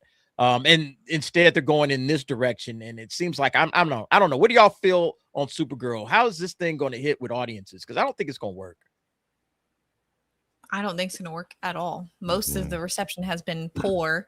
I wouldn't be shocked if it does like the Marvel numbers. I don't think people are going to come out for it. It was what, 9th on that list of anticipated films? Yeah, for the summer. Below Moana and Bro, it's real low. The Devil Wears Prada too. Yeah. like if you're even talking about competition, there's so many other films coming out during the summer that actually look good. I don't think that Supergirl is resonating with anyone. I think people are just tired of that style. Like you said, you know, it's all the James Gunn stuff. Dude, it just, even though it's not made by James Gunn, it looks, if this wasn't Supergirl, this could have been just dropped in like Guardians of the Galaxy. Yeah, 2019 Marvel. Yeah, I said this once I seen her come out in that Superman movie. She already lost the audience when she came out right there with that drunken attitude, or that bad girl attitude. Like it was already a wrap. So they lost interest once they seen that. I think that they have, pardon me, I just think people are tired of DC and their attempts to try to do female-led things. It's just it's on top of that, it's James Gunn's verse. It's sorry, man. Nobody wants to see Supergirl, dude. And you need to stop being so nice. Nobody is checking for Supergirl. Nobody, man, at all. Her of all people, no, it's unnecessary, dude. It didn't work back in the 80s when you said, oh, she's going to save them. You tried to make her be something. When they came out with the Supergirl, you can't even watch that Supergirl back from the 80s, dude. Like, and they had a pretty, at the time, the girl was pretty. Helen Slater. Helen Slater, and it's whack. It's whack. She was coming off of Billie Jean, and it was a whack movie. This is a whack character. You know what I mean? Like, there's nothing. Even if you had Sydney Sweeney playing this, it would still do whack because this character does not resonate with anybody. I've never seen a girl say, "Man, I can't wait to be Supergirl." They want to be Wonder Woman. You know what I mean? Or they want to be Harley Quinn. If anything, he should have went and developed. This should be a Harley Quinn movie. That would have been interesting, and that way you could have let Batman come in, and you would have introduced that. That would have been better.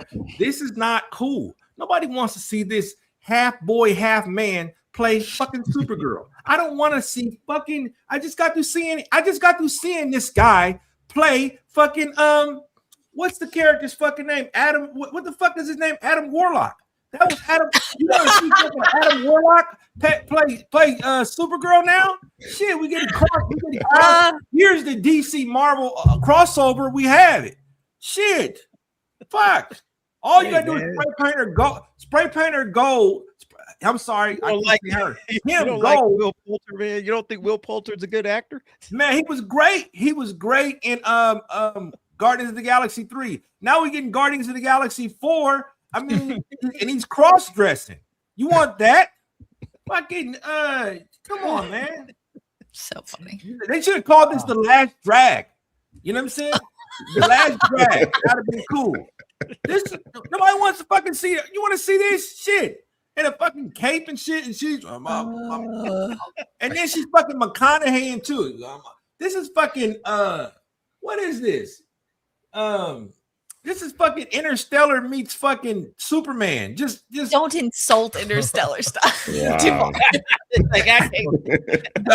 And you know what else? Fucking while I'm on a fucking rant, and she sort of looks like fucking Jan Michael Vincent, fucking Airwolf. Watching fucking Airwolf right now with her. Damn, pull up Airwolf. You went back, dude. Jan Michael Vincent. We was having a regular, normal conversation. No, man, you stop being nice to this goddamn man. Well, Shit, I mean, look. I'm trying to hold it down for my homeboy Marshall J, who is looking forward to Supergirl. Marshall J, shout out, thanks for the $4.99. He's looking forward to Supergirl, and I don't want to rain on his parade, man. But no, it's not Supergirl, it's Super Guy. We've talked to Marshall J multiple times, but I completely understand he's excited for it, and I hope it's good for you. But yes. I think also the interview she did where they clearly led her to say things she probably shouldn't have said, where she was talking about the fan backlash ahead of the movie coming out, does not help at all. That's the media, man. Media is not your friend. So there's too many things stacked against this film to begin with. Unfortunately, I don't think it's going to do well box office wise, but I hope it's a decent film for you. But to T's point, Film Threat showed the posters they had out. Dude, she's not even on the poster. They got Crypto on the poster instead of her. They're making it be about the dog. They're making it be about the dog to pull up the heartstrings. And how does the scenes we look at? It looks like I'm looking like she's on nowhere. She's on the planet nowhere. That's this movie. It does not look. It's not captivating at all. Everybody's just scrap this whole thing. It's done. You should have had your whole verse be about like just side characters.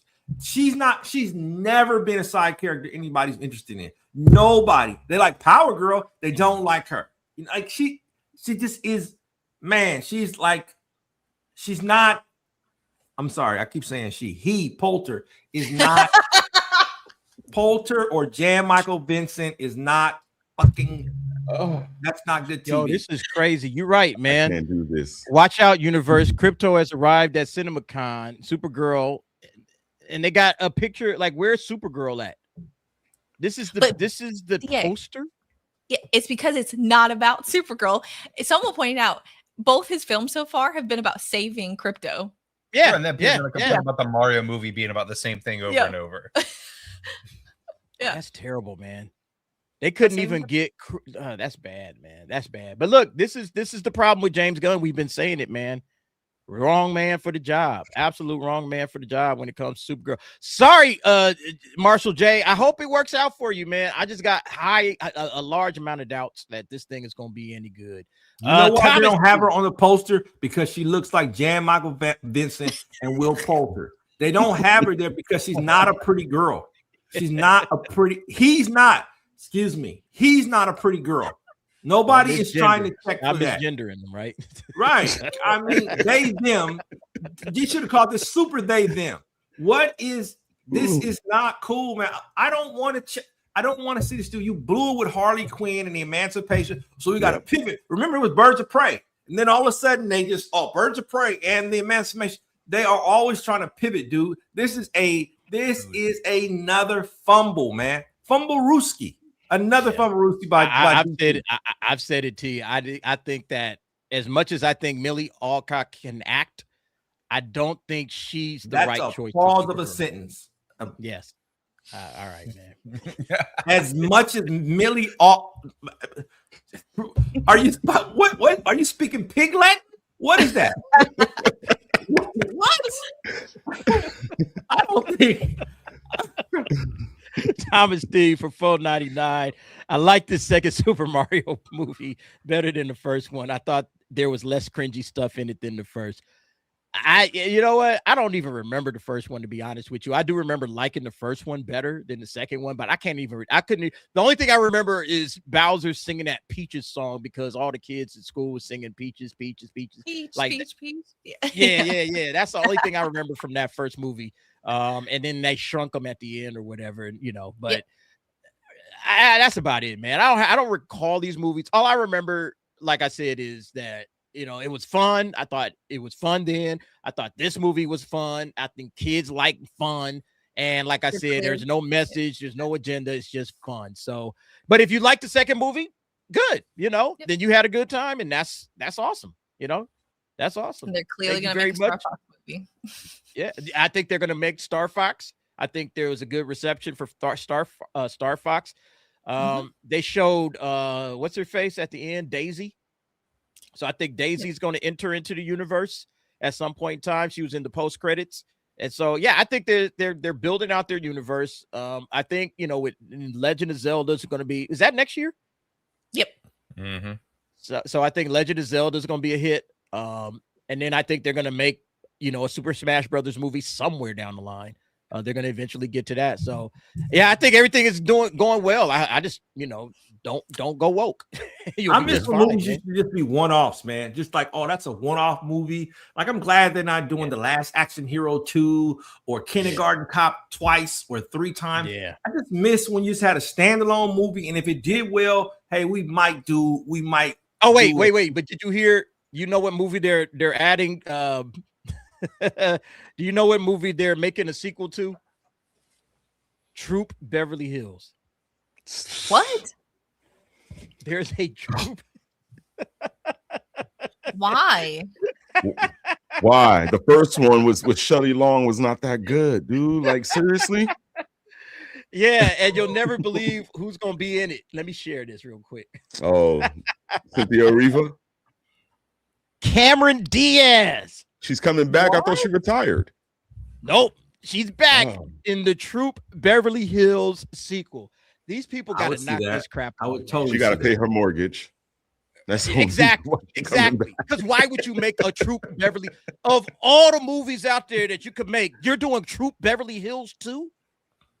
But that's what they're doing. This is showing. And you know they're gonna have a Wiccan in there. You know there's gonna be a Wiccan in that. Yeah. This is some stupid, of that man, charity that was talking about. The charity. Well, look, Cameron you Diaz. were What's talking the last about. thing Cameron Diaz was in? I can't remember. Let's see. That movie with Jamie Foxx, I think. I'm gonna look it up on right Netflix. That one Bad Teacher where she was. That's the last thing I think I saw her in. This is what we're doing now. We're pulling back. When did Troop Beverly Hills come out? 1989. And we're dragging this thing out of mothballs to make a sequel to this with Cameron Diaz. How desperate is this, man? This smells and reeks of desperation. Like somebody just needs a check. And they're going to throw all kinds of money in Cameron Diaz and whoever's writing this. They're going to throw all kinds of money into this for what? For what? Well, is this going to make money in the theaters? I don't think so. I think that what I was told today by someone was the reason why they can't, like, there's no Saved by the Bell, there's no Facts of Life, there's no sitcom television, is because the attention span of the new generation of kids, they can't sit there long enough to make that investment. They can't. They don't have the attention span to sit there and comprehend everything because they've grown up in the Cliff Notes version of everything. That's why so much nostalgia is on TV. They don't want to see it remade. It doesn't work, right? What could they couldn't do a story about a diner or high school kids doing stuff because that's not what they resonate with. They didn't grow up in that era. And I think when you do see nostalgia, this is for people our age, right? So you can say this was real. Hey, they're trying to merge generations, right? They're trying to take our generation and the kids' generation and say, here, we'll give you this version of it. But it doesn't stick well because the kids don't have the attention span for this. They're like, no, screw you, man. I don't want to watch this. Yeah. Cameron Diaz, back in her day, she was a high 7, tickling the 8. Pause. But she's hey, this is your girl Sweeney about to fall off right there. Sweeney got a little bit more longevity. She has a lot of projects coming up though. She's busy. She's real busy. Who, Cameron Do they Diaz? still have Girl Scouts anymore? Yeah, No, she has Shrek 5 coming up. She has that Troop Beverly Hills coming up. Then she has another romantic comedy. Then another movie called Reactment. No, I don't know. It's something in pre-production, but she has about maybe 5 projects coming up right now. The last movie she did do though was with the Jamie Foxx Back in Action back in 25. So by the way, from that video we watched 2 weeks ago, that mid actor talking about how he can't get roles. This is why, by the way, because you have people coming out of the woodworks trying to do stuff again. Shelley Long wasn't a big actress. Like she was like in the same caliber as that guy, like that. Yeah. TV. She was on Cheers. She was the fact that Jamie Foxx and Cameron Diaz are doing stuff for like Netflix, and then you're talking about this project that I have no idea what half those are. That's why no one's getting jobs, because they're coming out of the works to decide, oh, now I want to be in film and TV shows. Yeah, because they gotta look, these guys, these A-listers, or somebody that's been up there like a Cameron Diaz, they still got bills to pay. And it's like, okay, one film used to pay for everything. Now I got to be in 3 or 4, and they don't have a problem doing that. But that's taking away the work from the lower level actors. Those middle class, I think it was middle class actors is how he called it. It's like, yeah, these guys aren't going to get the work. It's going to go to the Cameron Diaz's and the Jamie Foxxes of the world, and they're fighting for scraps on commercials at this point. Yeah, but there's homeboy, what's his name, Rick Acevedo. He got to sell his house. So. That's the state of Hollywood right now, man. But like I said, man, them going on strike, that's where it all started, because they were still okay until they went on strike. Once they went on strike and they started to pull the plug on a lot of these projects, and then they started greenlighting even less projects than that, this is where they are now. Go ahead, T. I like Troop Beverly Hills. I'm sorry. It was a great movie when I was a kid. I liked it. It was cool. Yeah. It was back in the day. It didn't need a remake though. It was a good movie. Yeah, exactly. I don't care how much you love it, man. It could be something you watch every year. Or do we really need a sequel to it? Have you guys seen Troop Beverly Hills, Katie and Andy? And that's what I was going to say. Real question is, who's the movie for, though? Because no one in our age demographic, I don't think, has even ever watched the original, let alone would be interested in watching that now. And like we said, there's no more girl. Are their kids still in the Girl Scouts? Is that going to resonate? I don't think they're in the Boy Scouts now. It's the Boy Scouts as well. So I'm saying, that's weird. You should do that, and that'll be a fun fire story. Yeah. Yeah, I'm not interested in that in the slightest. Nobody. You know what I am noticing though? Just for perspective, I think that America basically was founded after the Depression. You could really say it really centered around something nuclear, right? You had suburban homes, you had school systems being formed. And I think that because you haven't had any change to that system in so long, and now ever since the pandemic, everything is so dramatically different. It's hard adjusting and reinventing itself. And it's really, really struggling with that, because you're trying to merge, like I said, the old with the new, and it's not resonating with anybody, because you've got 2 different timelines that are just they're competing for interest, where you want the youth to spend money. And they're like, I don't have money to spend on that. I'll just look at the Cliff Notes version, like I mentioned earlier. It's how do you intertwine things? They would rather read books than go to movies, right? Which is great, but it doesn't resonate to what they see on TV. They're looking at stuff. They say, man, I read that in a book. How come it's different than what I see? We grew up with those changes, and we were okay with that because we didn't have a voice. We didn't have the internet. But now they're like, I don't like that. They could tell you get instant response right now from the audience. And Hollywood doesn't like that because they can't shift the narrative, right? They can't. Obviously, look at crypto. Look how crypto has played a part now. They know people don't like Will Poulter, so they're like, man, I'm gonna shift it to the dog. It is reactive instead of proactive. It's very, very reactive, and it doesn't make for anything good as a fan. You say, hey man, I really like this dude, but I don't have time to waste for that, man. I don't. How is that going to make me money? On top of this, I got bills. On top of this, I got a cell phone. On top of this, I got insurance. I've got to be responsible. And when I pay for my irresponsibility, I want to be entertained in this. I'm not entertained with this, what I'm seeing. So I think that's what's happening too. They don't know how to resonate with the new art. And people are tired of Nepo stuff. They are fucking tied up to their fucking necks with fucking Nepo shit. They're like, no, dude. They want authenticity, and you can't get authenticity here whatsoever. What is the TV show that everybody's watching? I'm talking about besides the fucking reality TV show. What are people watching? I don't want to fucking see Survivor. Fuck, you survived enough. I don't fucking want to see Big Brother. Fuck, put Big Sister on fucking TV. Put Big fucking Uncle T. Put Big D on fucking TV. Pause. Do something. Whoa. Pause. Man, get your minds up together. Destination. Do something. Put Big Peen 15 on TV. Do something. I don't. Do Sorry, something. T. Breathe, T. We're gonna bring it in. Look, damn it. Breathe, man. Anime Mania also dropped one gifted membership for the night. Did that round it off to a nice even 30? Yes, it did. 30 gifted memberships on the night. All of y'all, thank you very much, man. Staccato came through with 20. Everybody else filled in. Dragon Master Zero gave us 5. We got 1 from Anime Mania, 1 from Ruby Hoove. What we get? 3, I think, from 3 from Dragon Man. No, wait, no. 3 from Boozilla. Yeah. So And everybody. I'm not done, D. Hold on. Who I think we is this finished. girl AO? Who is this girl AO something that apparently was the fucking voice of fucking April fucking O'Neil and who the fuck is, god damn it? Who is TB getting my streams like yellow flags because, dang, man. because of Who all did the they F even bombs. Who said these? Man, I'm telling you, man. And you American blacks are getting fucking replaced with. But no offense to you, you other blacks, but god damn it, who is AO fucking who is AO fucking something? She played in this movie called Opus with John fucking Malkovich was in it. Are you talking about Ayo Idabiri? Are you talking about her? Who is? Dude, She was black. She was Black Tinkerbell. She was the Black cannot Tinkerbell. act at all. She's Oh. American. At all. And her fucking hair looks like she got caught in a dustbuster. Wow. What is that? What is, man? Y'all, All right, Yes, guys. We, a million followers she has.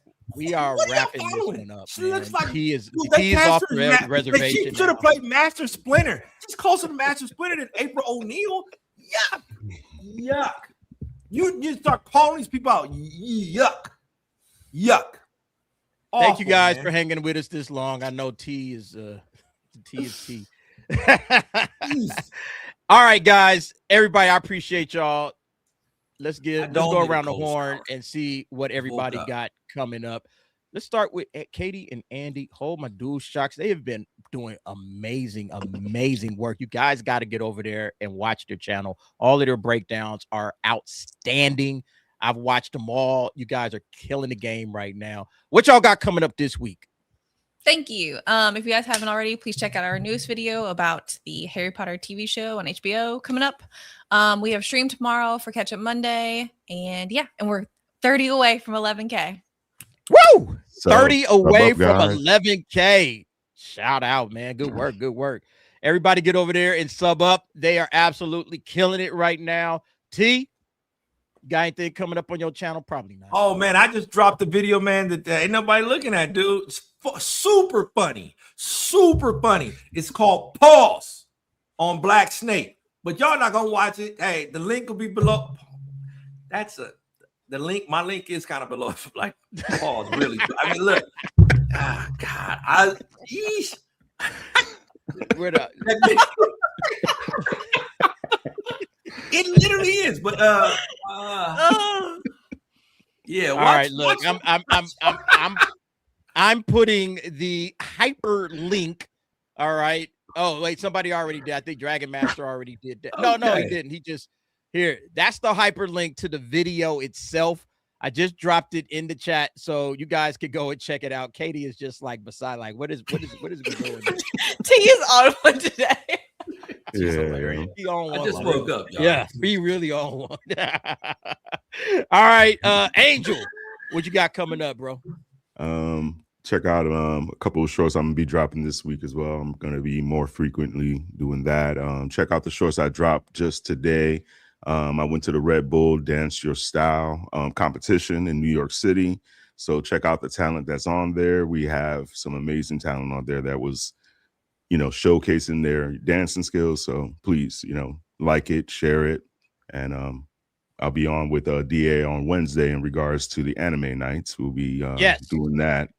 And then, we'll be checking out. And then not tomorrow, but Tuesday, we'll be talking about Daredevil as well. So I'll be on for that too. So, yeah, that's something I forgot to mention. And thank you for reminding me. So we're doing a trial move of anime nights from Friday nights to Wednesday nights. And the reason is because everybody want to hang out and do stuff on Friday nights. Friday nights is the going out night and chilling night. So I'm going to try to move anime nights to Wednesdays just to see if that's the better day.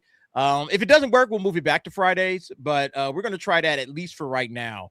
So Wednesday will be anime night. So it'll be 3 streams in a row, evenings. Tuesday, Wednesday, Thursday. We got Tuesday and Thursday from the nightcaps. And then Wednesday will be anime nights. And then we'll be talking about all the stuff we always talk about on Fridays, except it'll just be on Wednesdays. We'll see if we could get some, more folks to come through. Cause like I said, it's touch and go, even for me, it's like Friday. It's like, hey man, I got something that I could be doing, but we'll see. Yes, T. Yes, we know. We saw your video. I just linked it up. Everybody go and watch T's video so he'll stop talking about it. Because he's gonna keep talking about it until we do. But yeah, look for us on Tuesday night where we'll be going over Daredevil Born Again season 2. Have you guys been watching that? I know we have. Katie, Andy, have you guys been watching it? We caught up because just for you before the stream today. We watched the most recent episode.